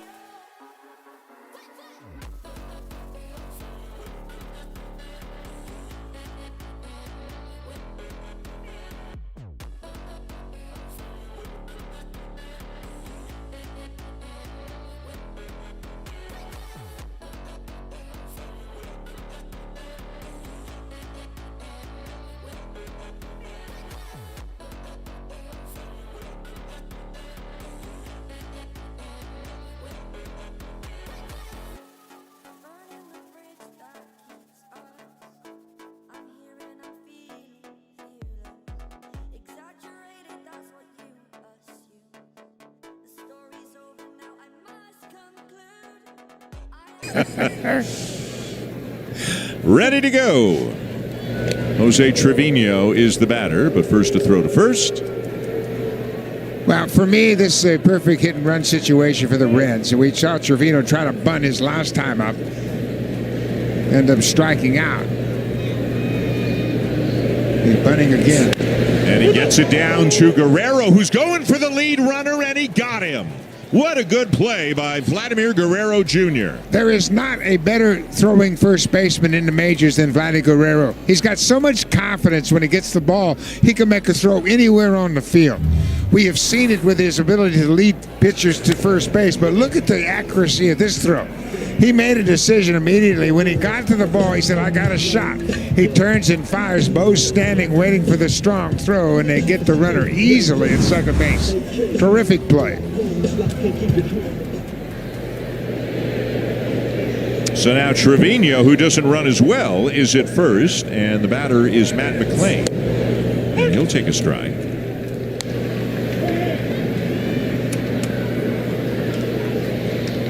If you are a fan of defensive metrics, Vladimir Guerrero Jr. is third among first basemen in defensive runs saved this year. Matt Olson, Carlos Santana, Vladimir Guerrero Jr. Yeah, and Santana, he's done a great job late in his career. He came up as a catcher originally with the Dodgers, and then he moved to first base. But Vladdy's had a few more errors this year than he has in the past. He won a Gold Glove a couple of years ago. He's committed 8 errors this year, but not many of them are errors of throwing. We talked about it earlier when he had an underhand toss to Bassett at first. Whether it's underhand or he's got to give him a firm lead, he leads the pitchers to the bag as good as anybody. And you could see when he moved over from third base initially, it took him a while to really feel comfortable over there, learn the nuances of the position, because there are many. This is in the air towards right field, over near the line. Barger into foul territory, makes the catch. And to jump up above that padded wall and made a very good play for the second out. He stayed with it. The ball was being taken toward the seats in right field down the line. He has to drift. He keeps drifting, and it goes up over the wall and brings it in. So 2 good defensive plays here in the bottom of the 7th for the Blue Jays. And now with 2 down, it'll be the leadoff man, TJ Friedl. Takes a little bit high, ball 1.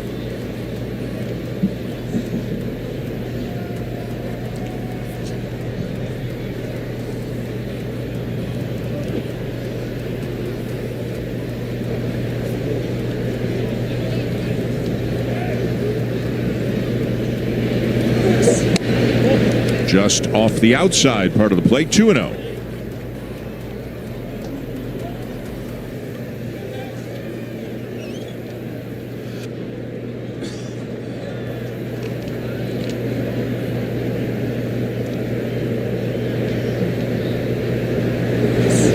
Big swing and a miss. 2-2. Nope, my mistake. 2-1. The count here on Friedl. Guerrero holding on Trevino at first. Clement in on the grass at third. And that's past a diving Jimenez into right for a base hit. Up to second goes Trevino. Friedl's first hit of the ball game. He walked in his first at bat. But he stays on this pitch. He's got the ability to get on base a lot. He's been on base twice now out of that leadoff spot. A for effort from Jimenez, but just couldn't quite get there. And that'll extend the inning and bring Noelvi Marte to the plate. He's 0 for 3 with a couple of strikeouts.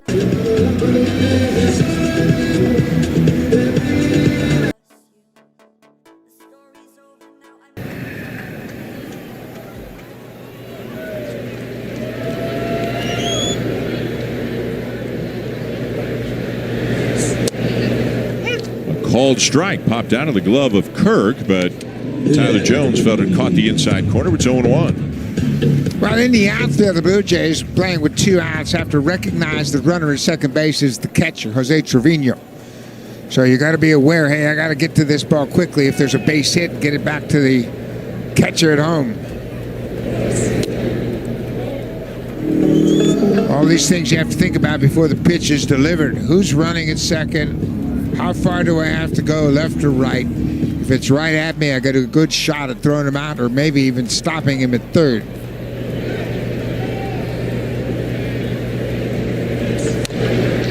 Grounded foul up the third baseline, 1-2. We saw a terrific throw by Nathan Lucas earlier in the ball game. He threw out a runner at the plate and did a great job setting up underneath the fly ball, caught the fly ball, and delivered a one-hop strike to Alejandro Kirk to gun down the runner at the plate.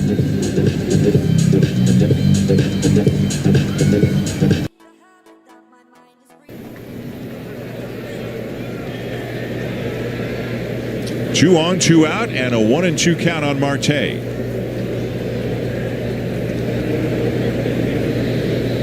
Quick check of the runner, and now to the plate. This is popped up foul, and we'll get into the seats over the first base dugout. That was interesting, too, because Andres Gimenez made a step towards second with that runner just to put that in his mind. Hey, you got to shorten up your lead. I'm going to keep an eye on you. He is so aware of every situation, every pitch, understands exactly what's at stake here, trying to hold the runner at second to a shorter lead.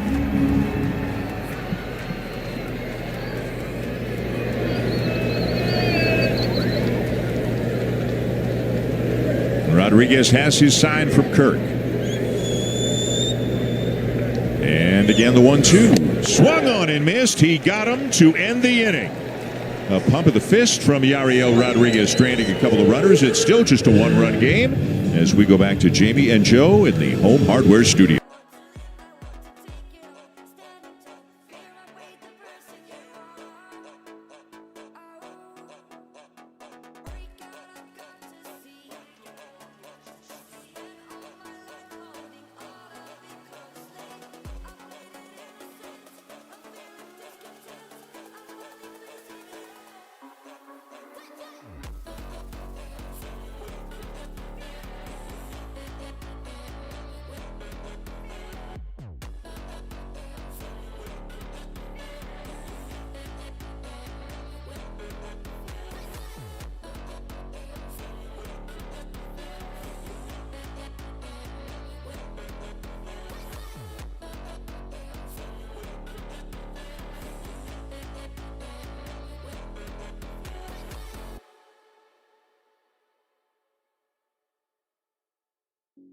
The pain I felt is paid for, all is said and done. Oh, I am restricted, fixed upon the web. I need to kick the habit that my mind is breathing in. Break out, I've got to see. Spent all my life holding all of it closely. I've made it innocent, a feeling discontent. I'm running, facing it all.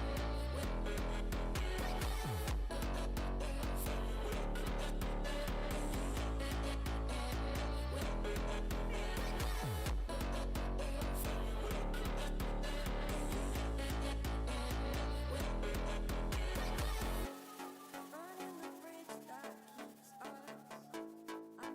I'm here and I'm feeling fearless. Exaggerated, that's what you assume. The story's over now, I must conclude. Tony Santillan. His 68th game of the season, he's been their consistent setup man in the 8th inning. He'll face Andres Gimenez to begin the 8th inning. The Blue Jays down a run.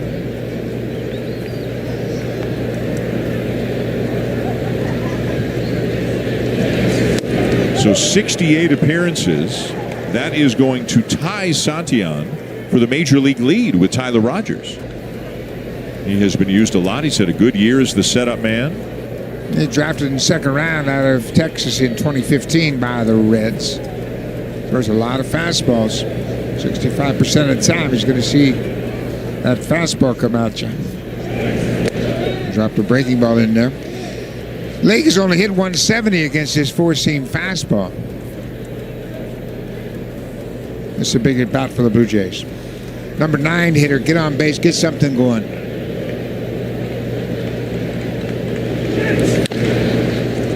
A bouncer to second will back out Matt McClain to the outfield grass, and he'll throw on to the new first baseman Spencer Steer for out number 1.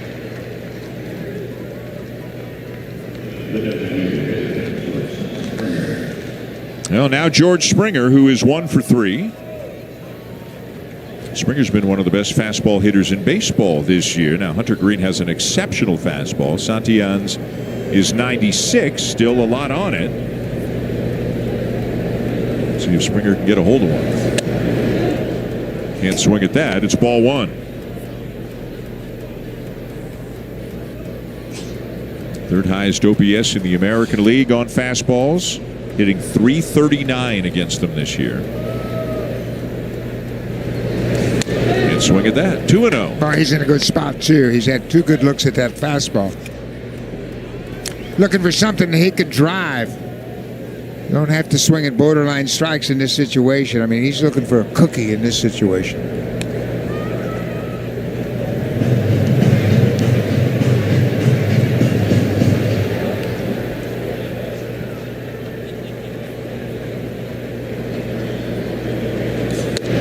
3-0.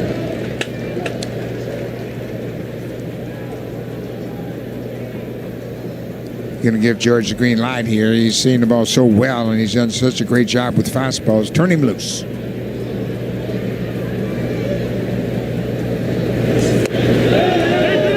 He went around. 3-1. Threw him a breaking ball, and George didn't think he went.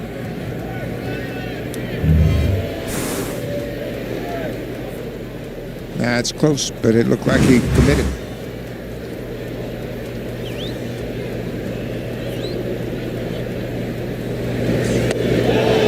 Tried to check it, and that time he succeeded, so it's ball 4.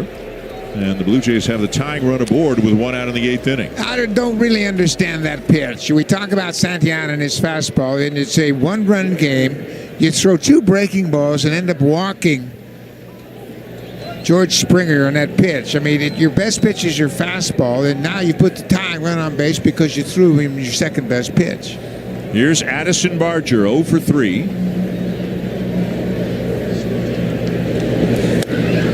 Fastball for a strike. Barger's been terrific hitting late in games. He's got 7 go-ahead RBIs in the 7th inning or later. That's tied for first in the American League. He has been struggling lately, but he did have that big 2-run double in the 8th inning against the Twins on Wednesday. That gave him a 9-8 lead, and they won the game 9-8. They scored 3 runs that inning. He drove in 2 of them with the double. Just missed hitting a home run, hit it off the top of the fence in right.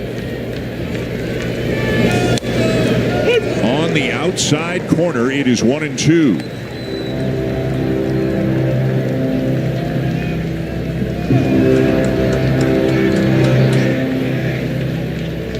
Last pitch was 96, down and away.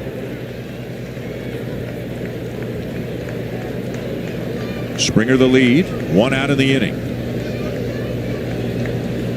And the 1-2. Grounded to the left side. The shovel to second for 1 and on to first for 2. The Reds turn it and still lead.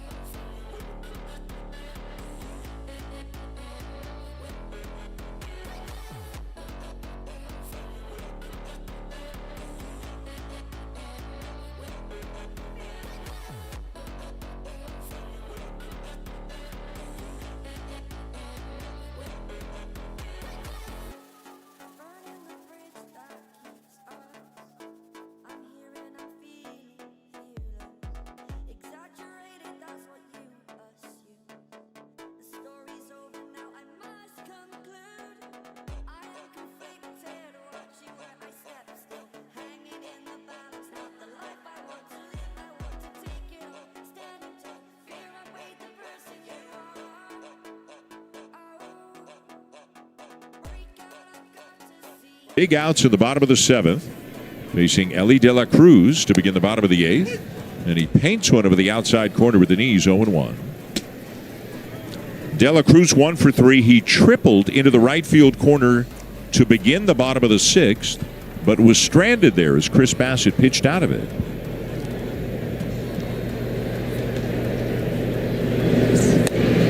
A splitter just low, and it's a ball and a strike.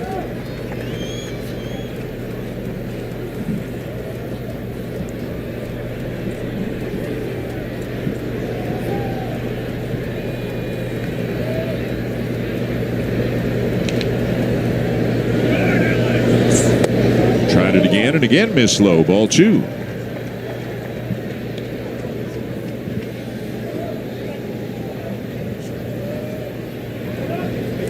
Yariel hit 97 on his fastball to get Marte to win the bottom of the 7th. A very good sign.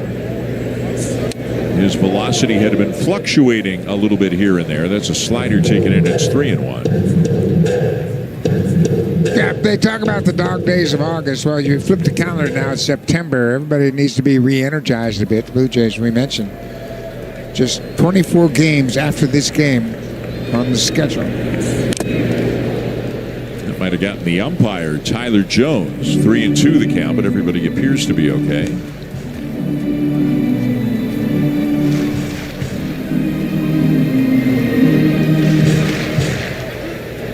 Some good signs out of the bullpen, obviously, yesterday in the win over Milwaukee. 5 relievers combining for 5 scoreless innings.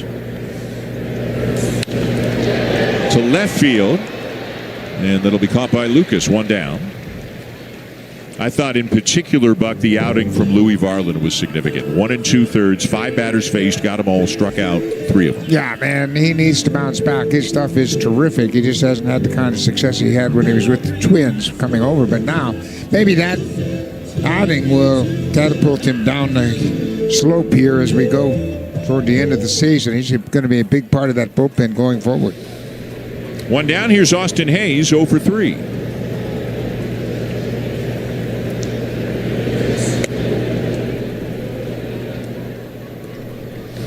Dylan Tate is up for the 2nd time today.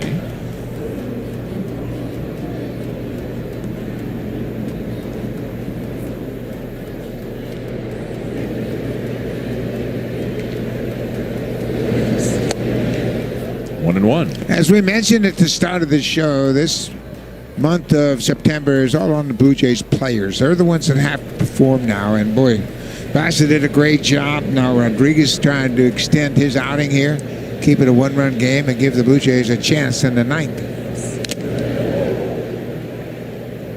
And so often, early in the season, you can say, well, we needed to coach up a little bit. Now, coaching time is over. I mean, everybody knows what they should do. And John's asked his team, hey, do whatever's necessary in your situation. You need to get the guy over. You need to get a strikeout. You need to overplay ball. Just execute what you could do to help us in that particular situation. And now it's up to the players.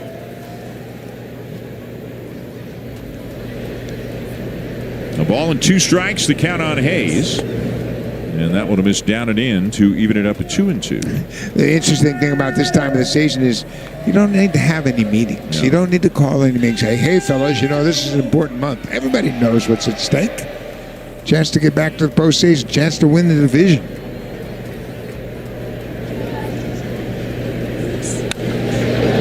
In the air to right center.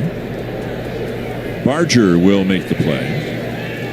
Well, and even the 2 players who have been added to the roster for September, Dylan Tate was with the team earlier in the year, so he knows what this is all about.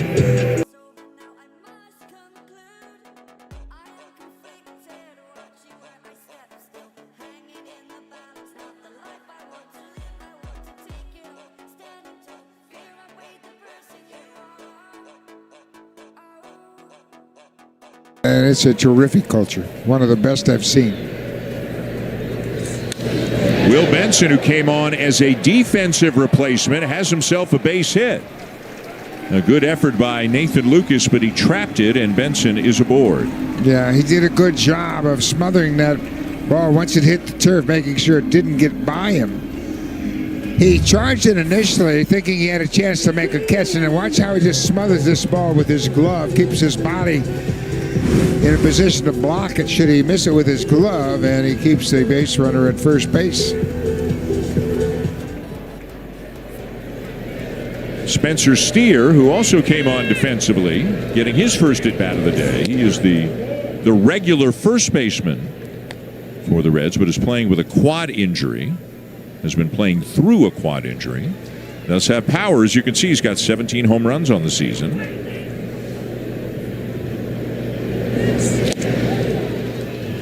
Hit 20 last year and 23 the year before that.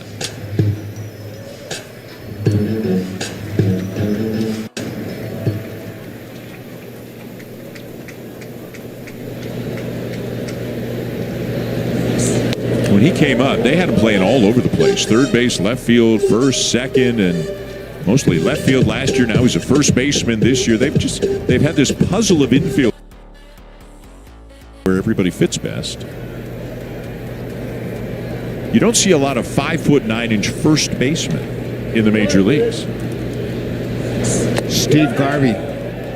He was one of those guys that was under 6 foot tall at first base.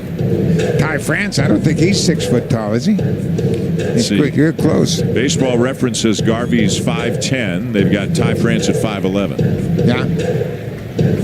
Yeah, Garvey, he was not a big guy with first base.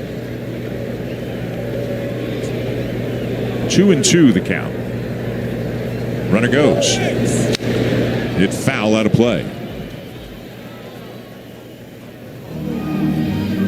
Hyman Killebrew played a lot of first base later on in his career, and I don't think he was 6 foot tall. He was pretty good. He was pretty good. Yeah, he was pretty good. Hit 573 home runs.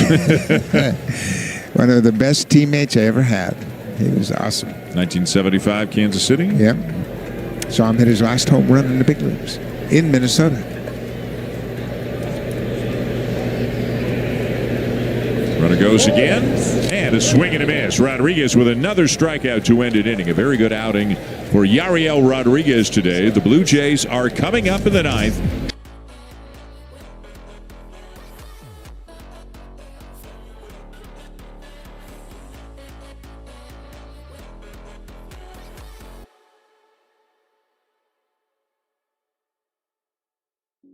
The pain I felt is paid for, all is said and done.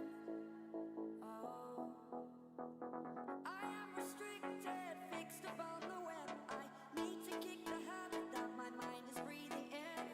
Break out, I've got to see. Spent all my life holding all of it closely.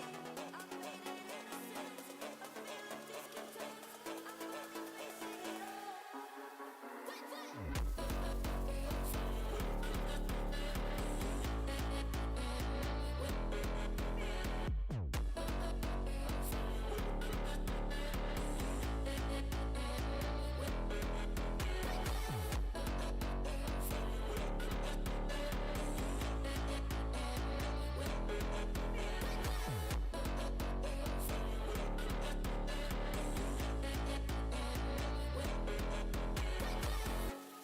Burning the bridge that keeps us. I'm here and I'm feeling fearless.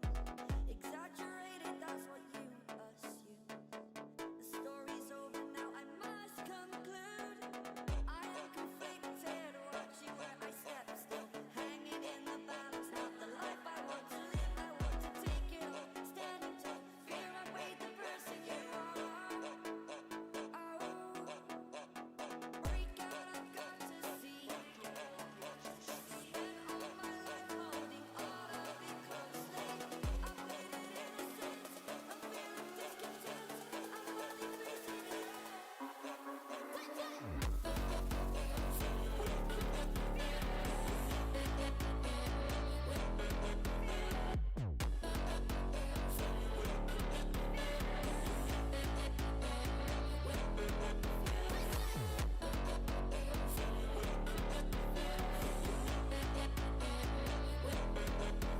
With here in the ninth.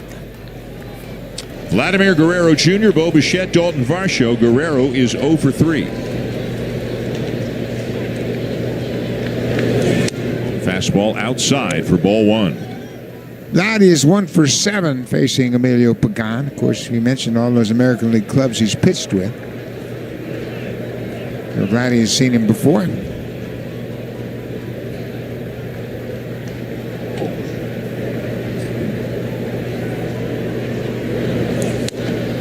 Takes a fastball in there, 1-1. 1 run on 5 hits for the Blue Jays today. Bo Bichette, who's on deck, has 3 of them, 2 doubles and a single.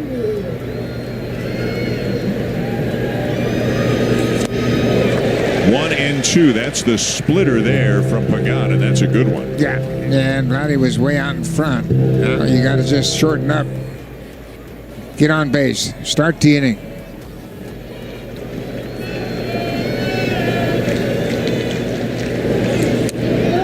Missed away, 2-2. You see Vladdy trying to tell himself to stay calm, don't move so much. There's a little bit too much movement in his approach right now. When you move, of course, your eyes move, and then the ball starts bouncing around. 3-2.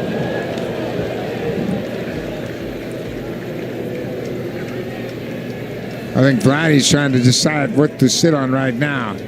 I don't think Pagan will throw him a fastball in this situation. I think he'll try to get him to chase some borderline pitch.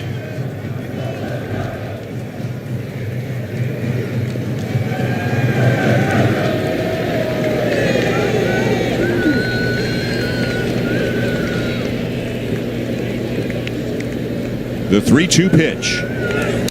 Fouled off. No, it's a fair ball out towards third, and Guerrero's going to reach.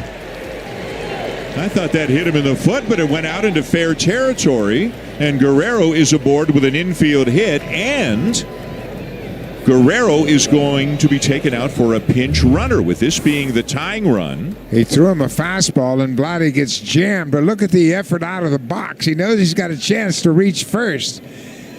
Brian Hayes couldn't make the play at third base, tried to barehand it, couldn't find the handle, so now they got a good base runner over at first, and Miles Stride. You know, if this is May, I don't think we see this, but it's September and they're in a race, and you don't like to take Guerrero out of the game, but you got to tie the game yes, first. They got a very fast runner in there in Straw, and now here's a very hot hitter in Bichette.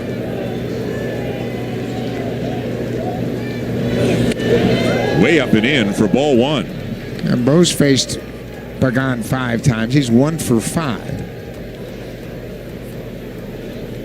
Well, he's had a great day. You got 3, get 4. Need 1 more knock.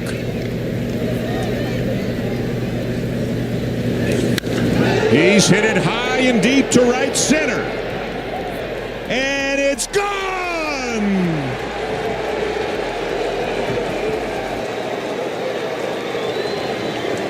Have yourself a day, Bo Bichette.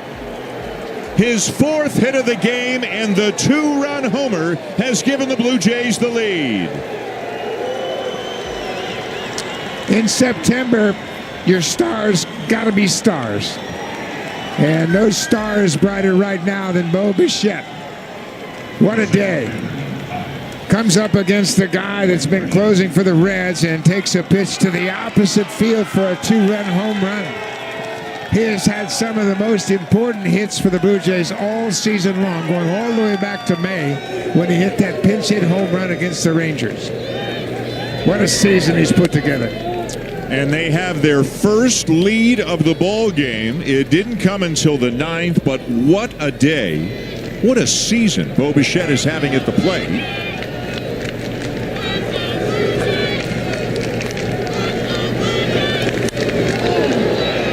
Dalton Varsho gets into one, hits it deep but foul, way out of here down the right field line. He hit it into the river. Yeah, I think he did. Yeah. And Buck, we mentioned some guys are down.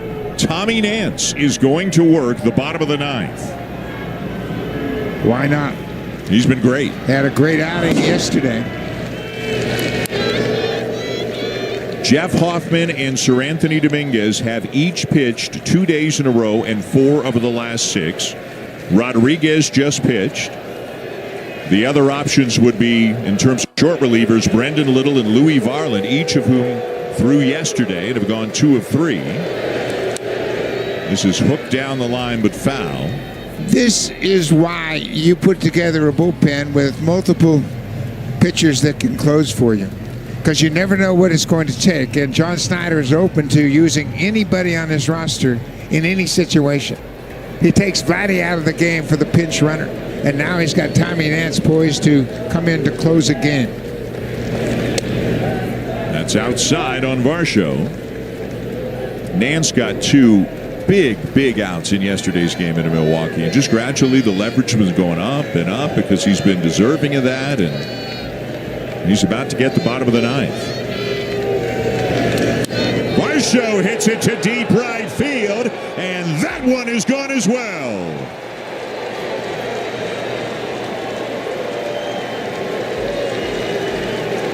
Four to 2.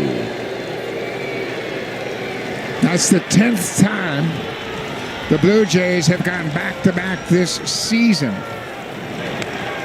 And Varsho has been included for the 2nd time.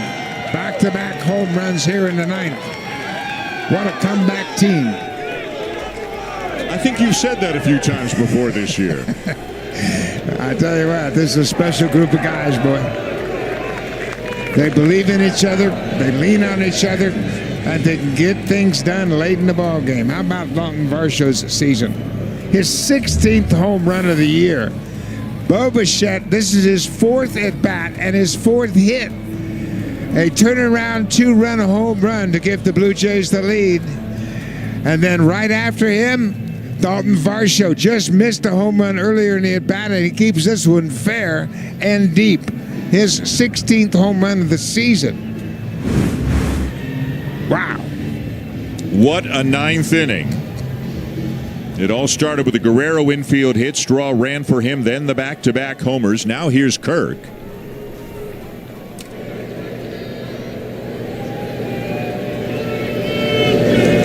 And a swing and a miss, 0-1.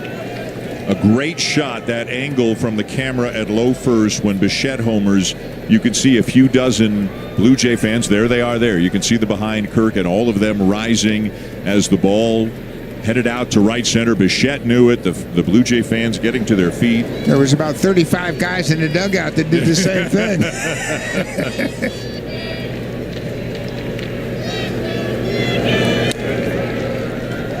Kirk bounces one out to Dela Cruz at short. That's out number 1. It'll be the bottom third of the order for the Reds in the bottom of the 9th. Key Brian Hayes, Jose Trevino, Matt McClain. And now Terry Francona's on his way out. That is going to be all for Pagan. The closer for the Reds could not close. Bichette and Varsho had other ideas. And the Blue Jays lead 4-2 here in the 9th.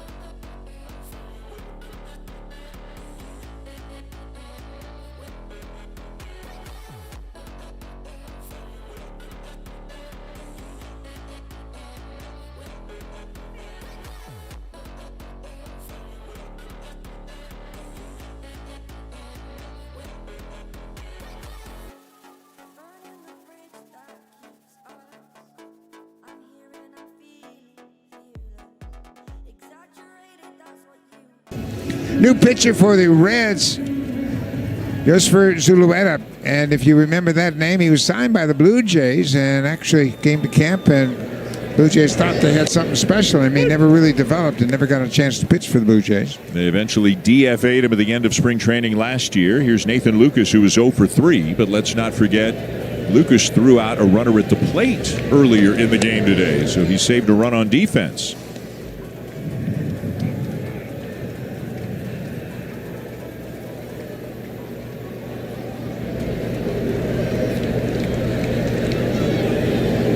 The 1-1.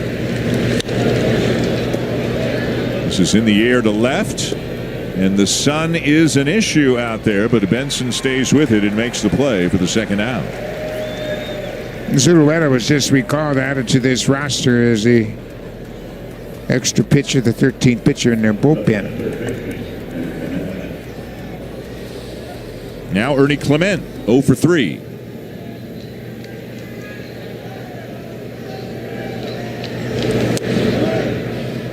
He's been checking his swing on breaking balls all day long. He is not chasing them at all. Trying to get him back in the strike zone. Fastball drilled in at 97.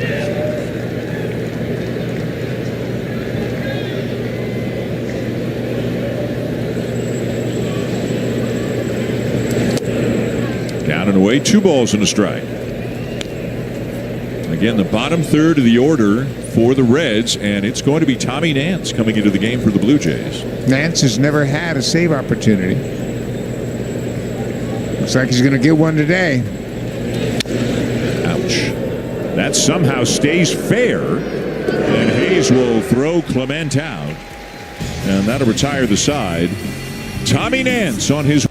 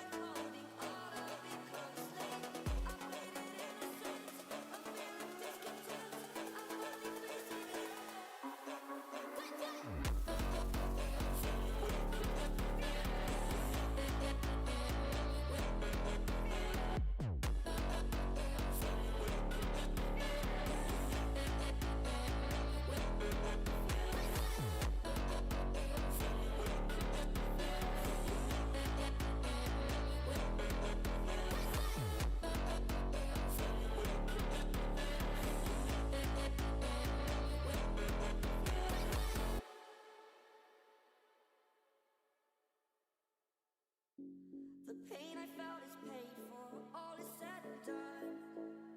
Oh, I am restricted, fixed upon the web. I need to kick the habit that my mind is breathing in. Break out, I've got to see. Spent all my life holding all of it closely. I've made it innocent, a feeling discontent. I'm not facing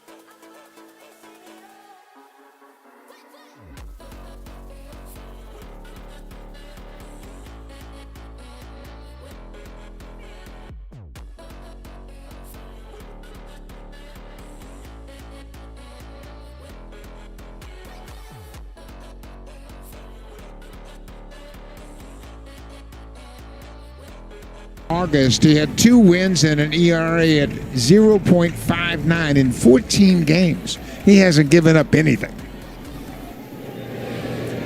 Ke'Bryan Hayes will lead it off for the Reds and take up high, ball 1. Hayes is 2 for 3, had a 2-run double in the second. That's the Cincinnati scoring today.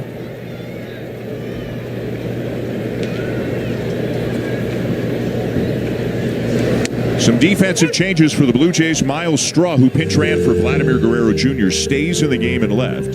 Ty France is at first after Guerrero was lifted from the game. And Nathan Lucas has switched from left to right.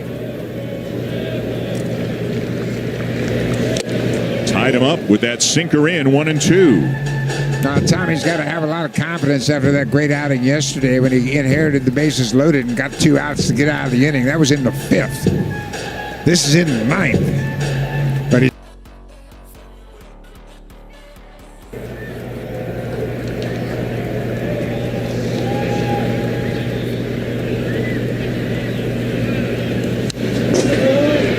and Hayes just did get a piece of it.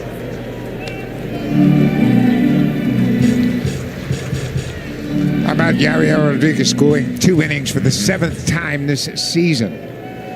2 innings, 2 hits, no walks, and 2 strikeouts to keep the Reds in check. Curveball taken low, 2-2. Brendan Little is now up in the pen.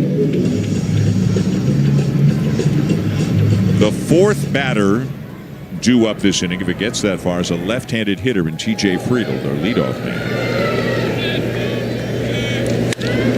Lined into center. That's a base hit for Hayes, his 3rd hit of the afternoon. He's been on base 4 times. He reached on an error in the 3rd, had a double and 2 RBIs in the 2nd, responsible for the Reds' runs. He stays on it pretty well, and I don't mind this pitch. It's a breaking ball, a little bit too much of the plate, but at the same time, you certainly don't want to walk that leadoff man. And now a pinch hitter for the Reds. This is Miguel.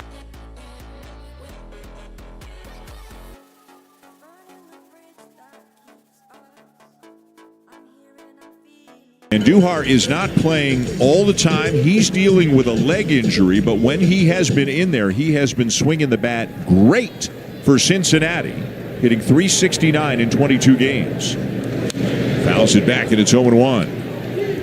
Yeah, he started out with the A's out in Sacramento and hit .298 in 60 games. He was having a terrific season. He's got 9 homers for the season combined between Sacramento and Cincinnati.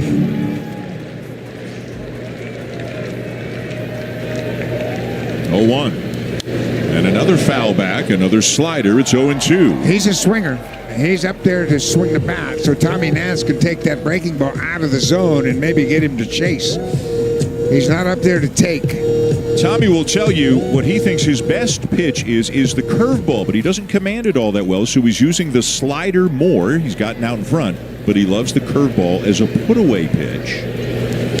That's the slider again, and this one is popped up. Bichette at short to make the catch. Talked with Tommy about it a few days ago. He goes, the irony is I'm using my best pitch the least of the 3. He's got a 2-seamer, a slider, a curveball. But he feels he can locate that.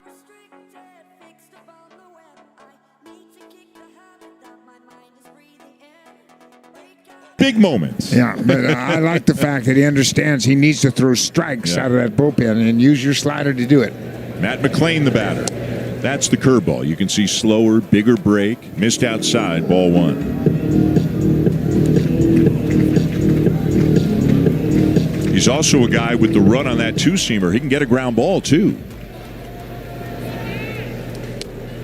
2-0.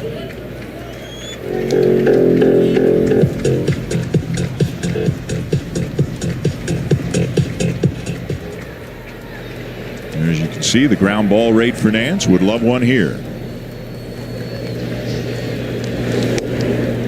In there, 2-1. Yeah, that buckled the hitter's knees right there. Matt McClain kind of flinched when he saw that ball on the inside part of the plate, but broke over and caught the strike zone. The lead at first, a short lead by Hayes, tying run at the plate. And a line drive into right, a base hit. And now the tying run is aboard for the Reds here in the bottom of the 9th with 1 out.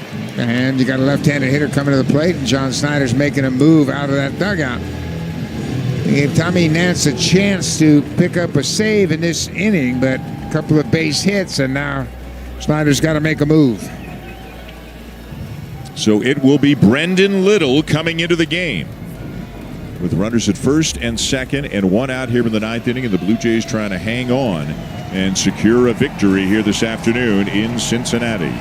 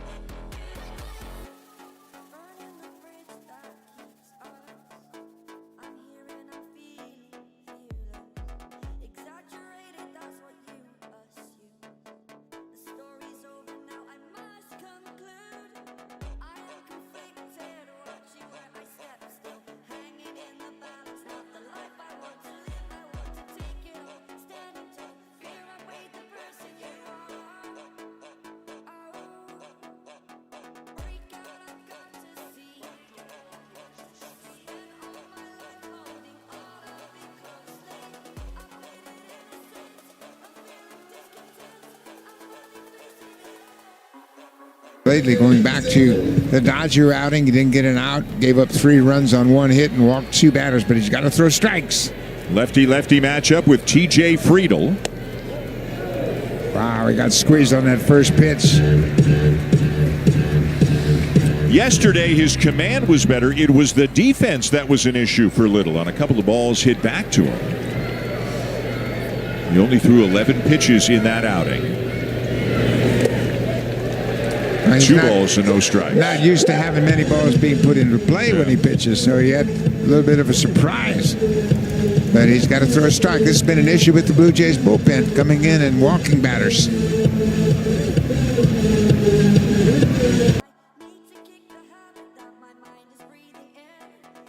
Often get a ground ball because of that hard sinking action on his two-seamer. Line to right field, a fair ball into the corner. 1 run will score. McLean getting the wave, and this game is tied.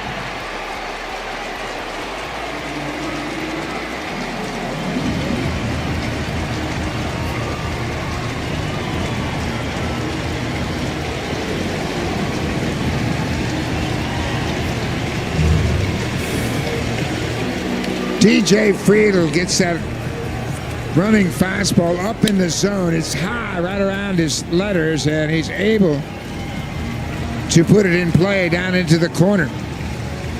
2 runs come in to score. John Snyder has come out onto the field and asked for a review. Challenging that it is a lodged ball.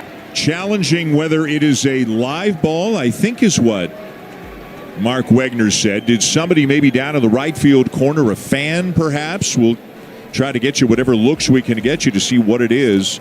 And Schneider, did it stick in the fence? Yeah, a lodged ball. Is that what he said? Yeah, it could have been a lodged ball down in the corner. We don't have a good look at the corner down there, but watch the ball stays in the fence, and it's lodged, definitely lodged. Lucas has to go pull it out of the fence, so that's going to be interesting to see whether or not they rule it a lodged ball, but it's clearly stuck in the fence. No question about it. And right now it should be a dead ball at that point. And then they have to judge where they place the runners. I think lodged ball is automatic 2 bases, so they would send McLean back to third. So this is you don't see this kind of thing very often. This is a big, big decision that they're going to be making back in New York. After review, if the call on the field is overturned, it was a lodged ball.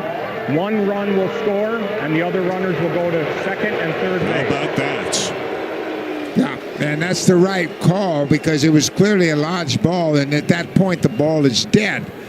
And they have the right to decide where the runners are placed, and they go back. It's 2 bases on a lodged ball, as you mentioned. No argument from Terry Francona. So it is 4-3.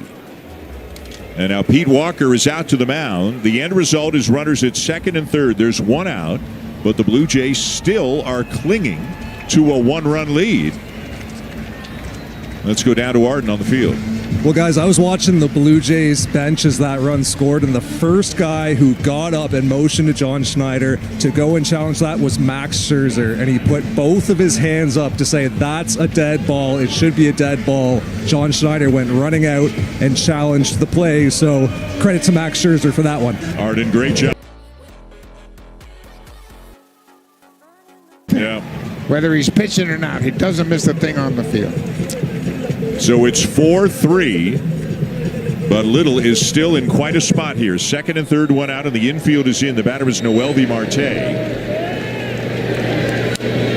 And again, as you know well, Buck, with Little's stuff, I mean, pitches are in the dirt, and Alejandro Kirk with the tying run at third has to be as good as he can be, trying to keep those pitches in the dirt in front of him. Yeah, and you know what? You just got to make your body as big as you can and get in front of everything. Because when he throws that curveball, he's going to bounce it every once in a while. Kirk's been terrific all season long at blocking balls. The 0-1. Misses outside, a ball and a strike. Clement, Bichette, Jimenez, and France, left to right, all in on the infield. The runner at third is McLean. He's got good speed. Chop foul, 1-2. Let me tell you, as a catcher, one of the toughest things is to stay in your position, but knowing that there might be a ball in the plate, but you don't want to move too soon because you might rob him of a strike. So Kirk got to wait until the last possible minute, whether he decides to block it or just catch it.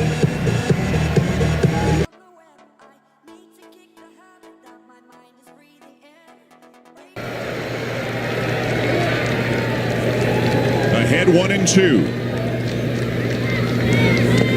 Now 2-2.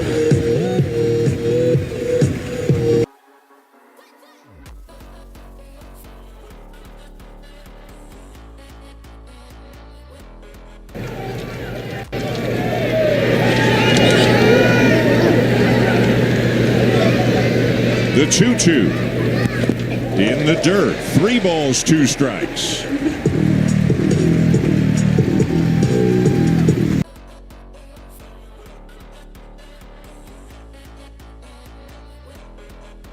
Out last couple of times. The tying run at third, the winning run at second with 1 out in the bottom of the 9th inning.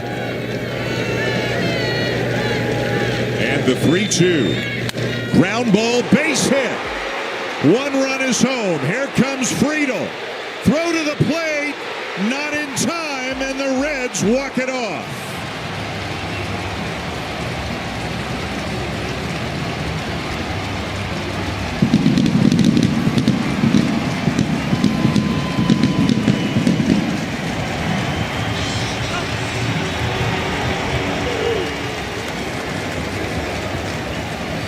They got 3 in the top of the 9th to take the lead, and the Reds get 3 in the bottom half to win it.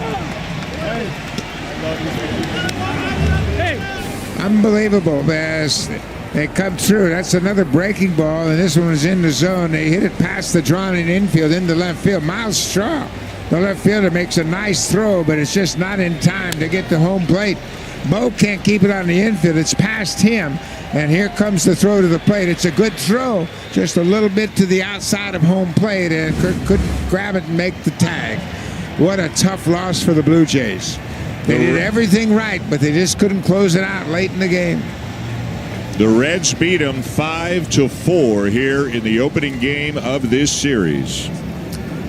Time now for Blue Jay Central. Again, back to the studio. Jamie and Joe are in the Home Hardware studio.